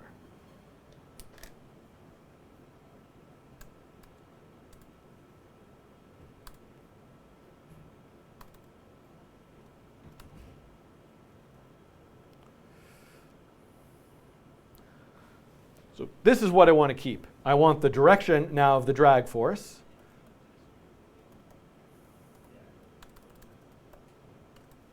And I've got it here in this variable called drag. What's next? I need the magnitude of the drag force. It is speed squared times the coefficient of drag. So let's make up a coefficient. Let's call it 0.1. The speed is this dot velocity dot mag. And now drag, set the drag's magnitude. Whoops. And then set the drag's magnitude to c times speed. And apply the force. Here we go. Notice anything? Look how it feels like they're kind of like.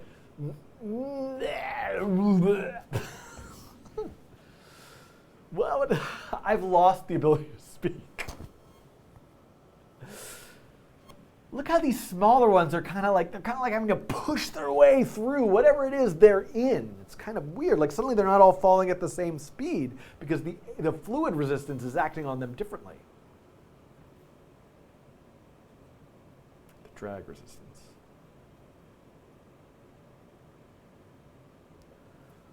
Let's see what happens if we make C much stronger.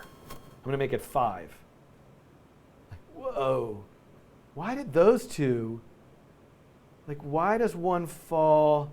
What is going on? That is really weird.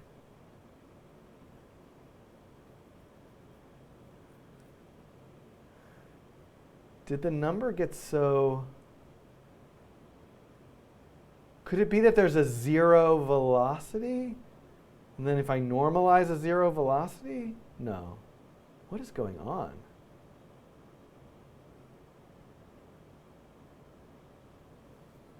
Does anybody know why that's happening? Oh, speed squared! Let's go all the way back.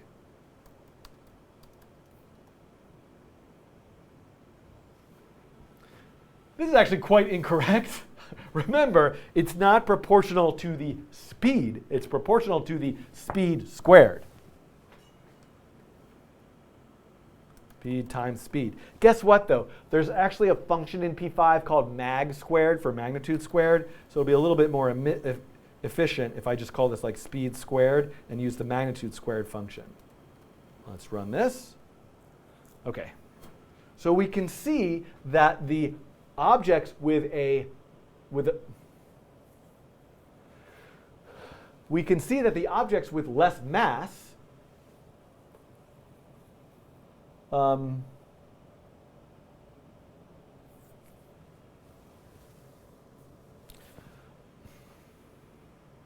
we can see that these objects that have less mass have a more difficult time accelerating.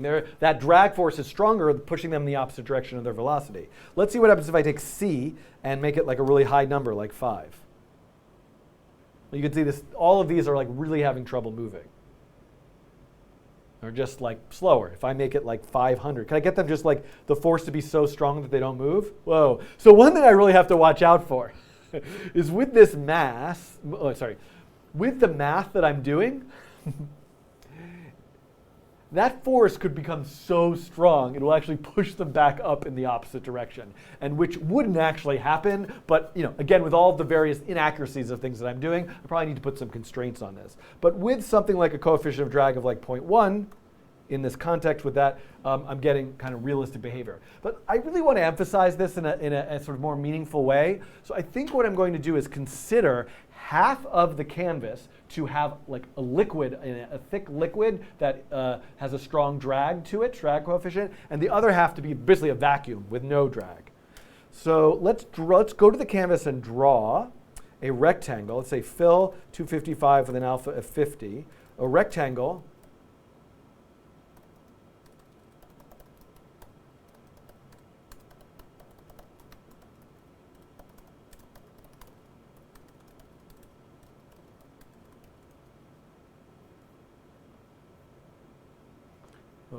let's see.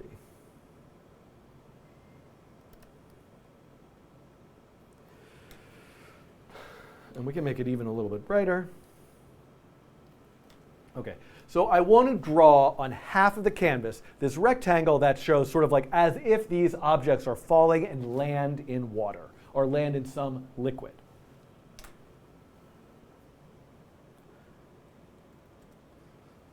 So in this case, I'll just say if mover.position.y is greater than height divided by 2, mover.drag.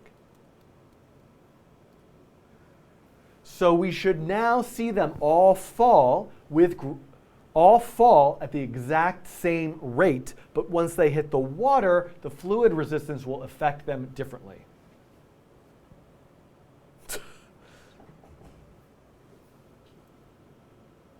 Pos.y.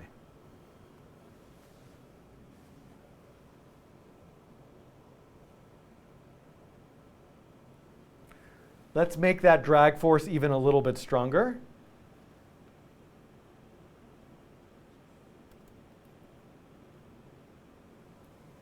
Ooh, look at that. See, that's the issue.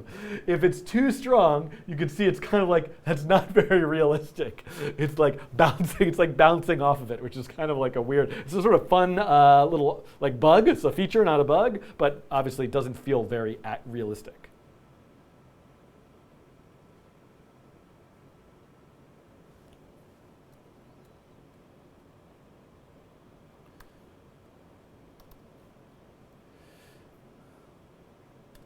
Maybe it might make sense for me to have this like drag coefficient be a global variable, and actually perhaps even it's something that gets passed in to the function itself.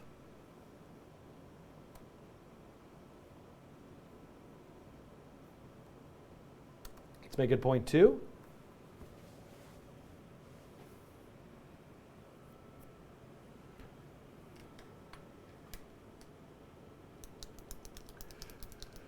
Victor's asking why I post code for these lessons. Yeah, all this code is all getting posted. In fact, versions of these examples are all already, honestly, like posted as part of the Nature of Code book, but I'm redoing them a little bit. Okay.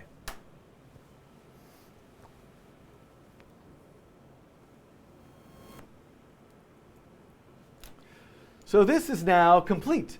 One thing that I would say is like how I'm thinking about the area of the canvas that is the liquid is very, hold on a minute. I'm gonna wrap up this video. Okay, I'll answer some questions. Yeah, I'm doing very well on time, but I don't think I have enough time to get all the way through the next example, so I will just answer some questions and stuff for the next 10 minutes, but let me try to wrap this up. And Lonnie has a question that I will, a rigid body that I will ask, although I'm wondering about that question. Okay.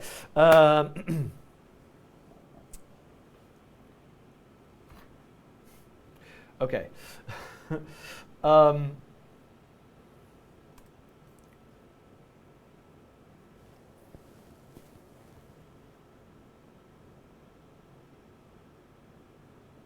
Oh God, I forgot to check if the recording to disk was working. We're just gonna have to hope it was. So Andrew is mentioning something about surface area. Okay. I'll just write this down.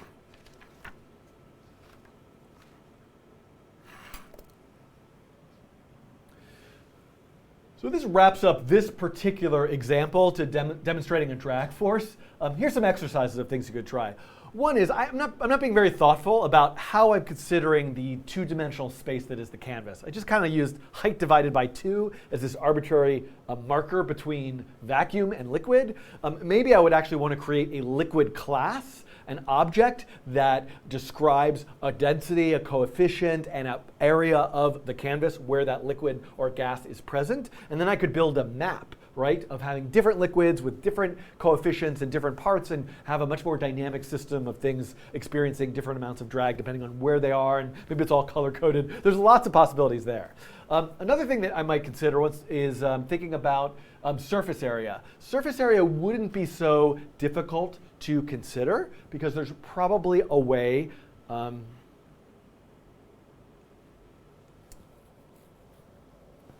surface area isn't something that's so difficult to consider. I could kind of use the idea of a circumference of a circle and think about the mass and how much surface area sorry.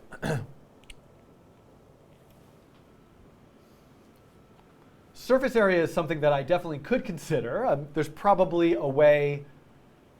I'm having trouble getting my sentence out. Yeah. Here I'm assuming that all of the objects have the same surface area, which isn't true, and I can visually see that they don't. And there's probably at least a very basic way that I can consider the size, the radius, or the circumference, half circumference of the circle perhaps, to be its surface area, and have that be a factor in how I calculate the magnitude of a drag force. So that's definitely something I would suggest trying as well.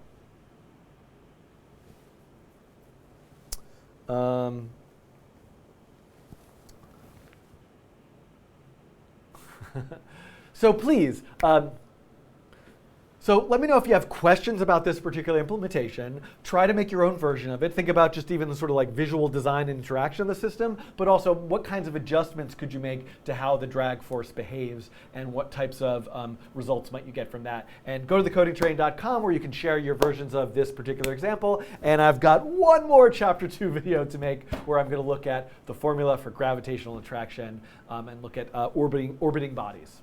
I'll see you there. Another day, another video. Reminder from yesterday's stream with CJ about ESLint. Mass is different too, but mass is not playing a role in drag. I mean, it's playing a role in the sense that its motion is based on, it's moving because of a gravitational force, which is scaled according to mass, but mass is not part of a drag force calculation. Yeah, Andrew is giving me some great suggestions of a formula that I could use for surface area that I will try maybe later, or please try and share it with me in the Discord. Okay. Pawick writes, surface area of the sphere, I mean these aren't spheres, but of the sphere that's hitting the water is the same as the area of a circle with the same radius. Okay. Thank you, all of you people who are watching and all leaving at this very moment. As I can see, one of the nice things about the Stream Deck, I mean, this probably isn't a nice thing because I should not be so like tied to these numbers, but it shows me how many people are tuned in at any given time. So I have about, 3 minutes now. I mean, my hard cutoff was 3:15, but my actual cutoff was 3. So I will be, properties of a rigid body, like in Unity, you can add a rigid body component to objects. Okay, so let me address this question from Lonnie. I don't know if I really know the answer to this question, but one of the things I'm not doing in any of these examples right now is considering these objects to be rigid bodies and have rigid body collisions. And by rigid body, I mean that it is an object that is not soft, and two objects can't be in the same place at the same time, and so they collide, collision. So I'm not modeling anything to do with collisions here, and that is something that I have explored through physics libraries like matter.js. Oh, hi Kay Weekman, you're here just in time for me to say goodbye and to put on this little bit of music. So I will gladly take a few more questions before I go for the day, and I will be back. I think next week is a normal it's going to be every Thursday, except for the Thursdays I'm not here. But I think for the next 2 weeks, I'm here both Thursdays. So Thursday is my new live stream days. And my goal is 3 live streams every month, 1 Coding in the Cabana video every month. So I've got to get to that next Coding in the Cabana video.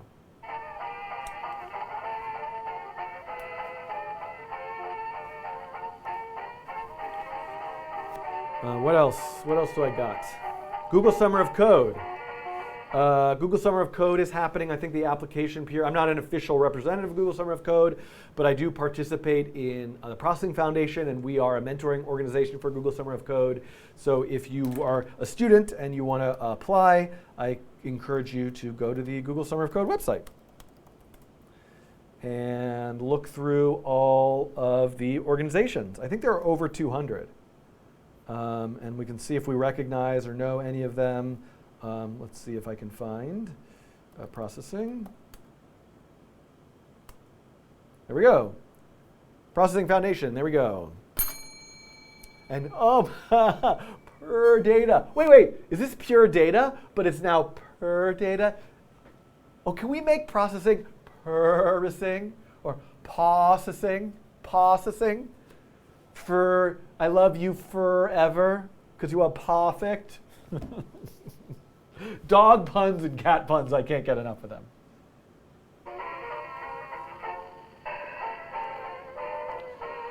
Ricardo asks, will you continue to do the Coding in the Cabana series? What's my favorite food? Sushi.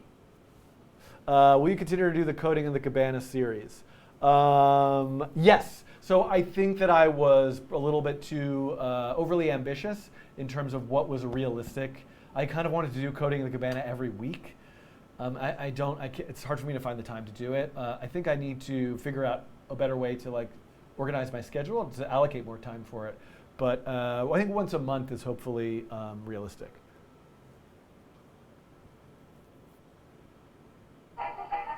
How are you drawing strokes for use in a neural network? I'm not sure I understand that question. Pineapple on pizza. I'm kind of a no on the pineapple on pizza. Generally, I'm like a no on cooked pineapple. I like pineapple, though I do like pineapple fried rice, like tofu and ginger. Is that a thing that goes in it? Persising, yes. I have 2 cats. Oh, if you want to know about my cats, follow Mango and Goose on Instagram.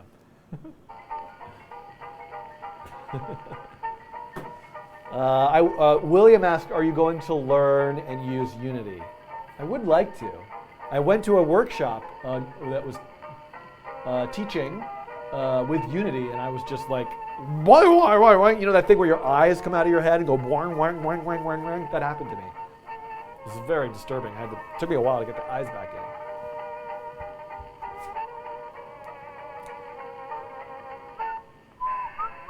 Thank you all for being with me in this strange adventure that I'm having of being a YouTubing person. I have to say, I was on this Twitch stream with CJ, and I'm really quite impressed with Twitch as a streaming platform, and it's just too late for me. I'm here, this is where I am. Maybe I'll move someday, but I just couldn't possibly figure out if that makes any sense to do. But CJ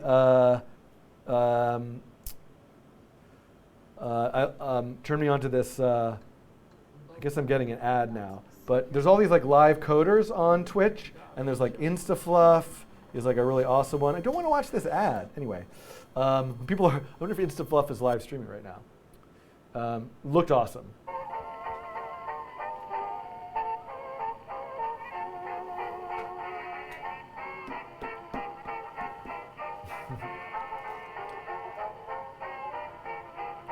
Oh yeah, Andrew reminds me, you asked me to mention the change of basis at the end of this stream. So thanks. There's a 3 blue 1 brown video, I believe, that has to do with vector math and change in basis. So I think, Andrew, I'm going to take a look at that after the stream's over. So let's chat about that later on Discord, perhaps.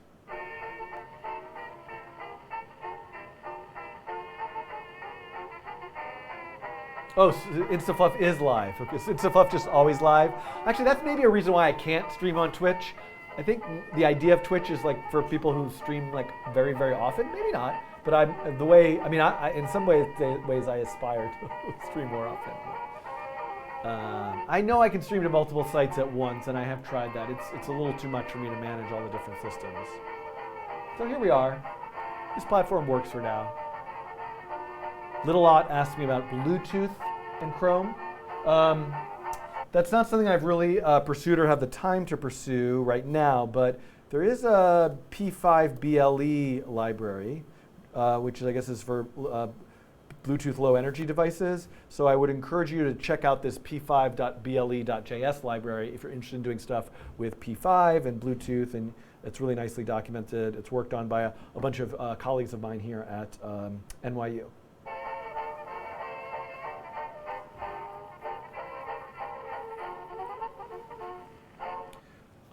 Lonnie is asking something about the difference between a PDE, which I think of as the processing development environment, and something an ODE. I have no idea. Sorry, I don't know what those are. Maybe somebody in the chat can help. Sure. Oh, I'm getting some words of encouragement to stay on YouTube. Up, and my time is up. I will see you all next week, next Thursday, on the Coding Train. Oh, I forgot I forgot to put all the new sound mixes on the soundboard, so you'll have to live with my usual ones, like the This Dot song.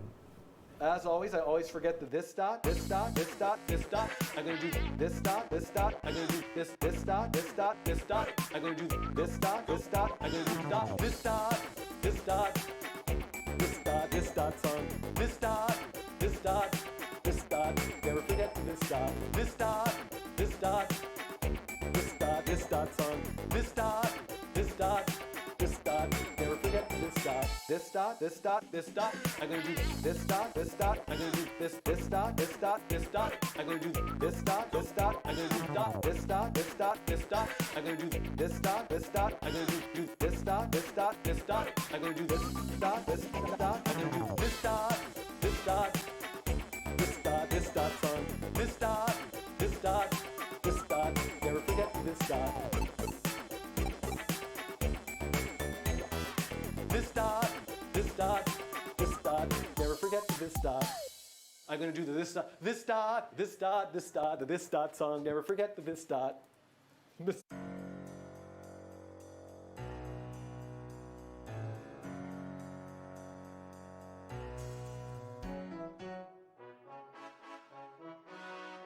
And I'm gonna say once again, here we go. Sing it with me. It's the polar to Cartesian coordinate song.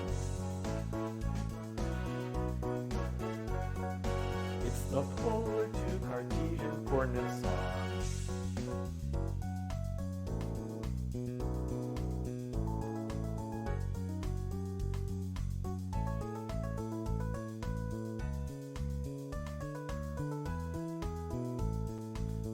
Auto-tune and the internet will fix that for me.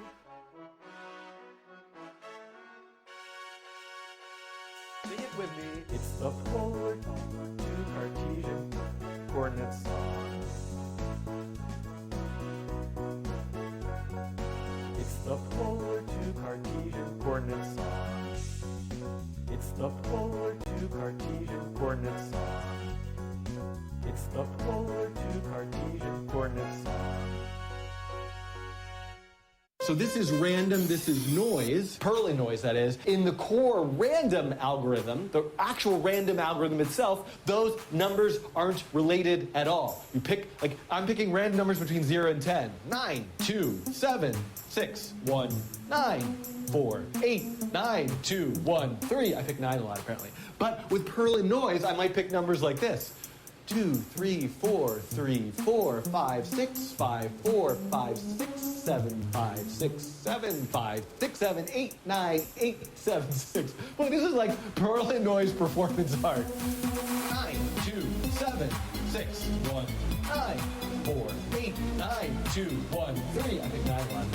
2, 3, 4, 3, 4, 5, 6, 5, 4. Boy, this is like Pearl and Noise performance art. 7, 5, 9, 2, 7, 6, 1, 9, 4, 8. But with Pearl and Noise, I might pick numbers like this. 2, 3, 4, 3, 4, 5, 6, 5, 4, 5, 6, 7, 5, 6, 7, 5. Hurling noise, that is. Hurling noise. So this is hurling noise, that is. Hurling noise. This is hurling noise, that is. Hurling noise. So this is hurling noise, that is. Hurling noise. Hurling noise, that is. Hurling noise. So this is hurling noise, that is. Hurling noise. This is hurling noise, that is. Hurling noise. So this is hurling noise, that is. Hurling noise. Hurling noise, that is. Hurling noise. So this is hurling noise, that is. Hurling noise. This is hurling noise, that is. Hurling noise. So this is hurling noise, that is. Hurling noise. Hurling noise, that is. Hurling noise. This is hurling noise, that is. Hurling noise. This is hurling noise, that is. Hurling noise. So this is hurling noise, that is. Hurling noise. Apparently. But with hurling noise, I might pick numbers like this. 2, 3, 4, 3, 4, 5, 6, 5, 4, 5, 6, 7, 5, 6, 7, 5, 2, 3, 4, 3, 4, 5, 6, 5, 4, 5, 6, 7, 5, 6, 7, 5. Boy, this is like Pearl and Noise performance art.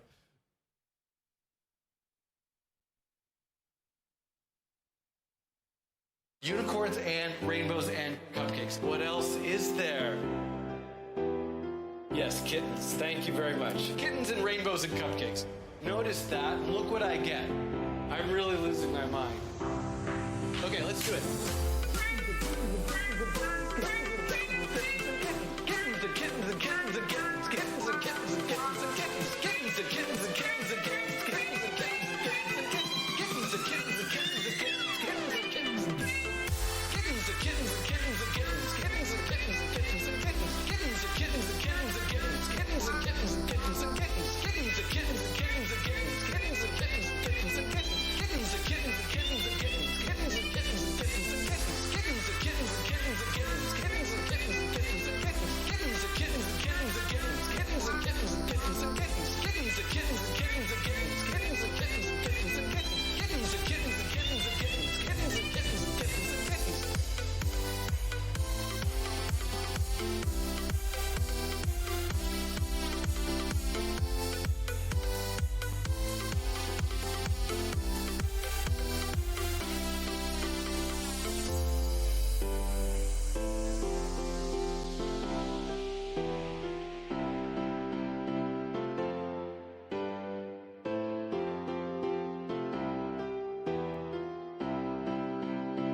I feel just sort of like a nice feeling of relaxation. Everything's going to be okay today. Dream is not broken. It has not frozen. This is a wonderful thing. Okay, we're going to do it. I'm really getting to something. I need my sound effect.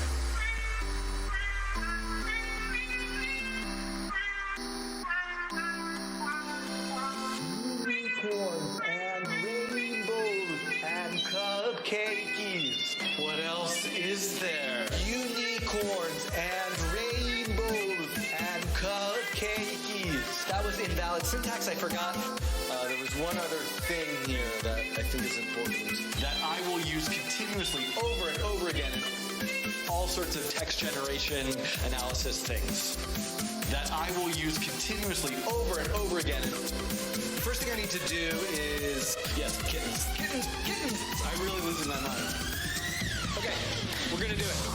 Kittens and kittens and kittens and kittens. Kittens and kittens and kittens and kittens. Kittens and kittens and kittens and kittens. Kittens and kittens and kittens and kittens. Kittens and kittens and kittens and kittens. Kittens and kittens and kittens and kittens. Kittens and kittens and kittens and Das Vidania.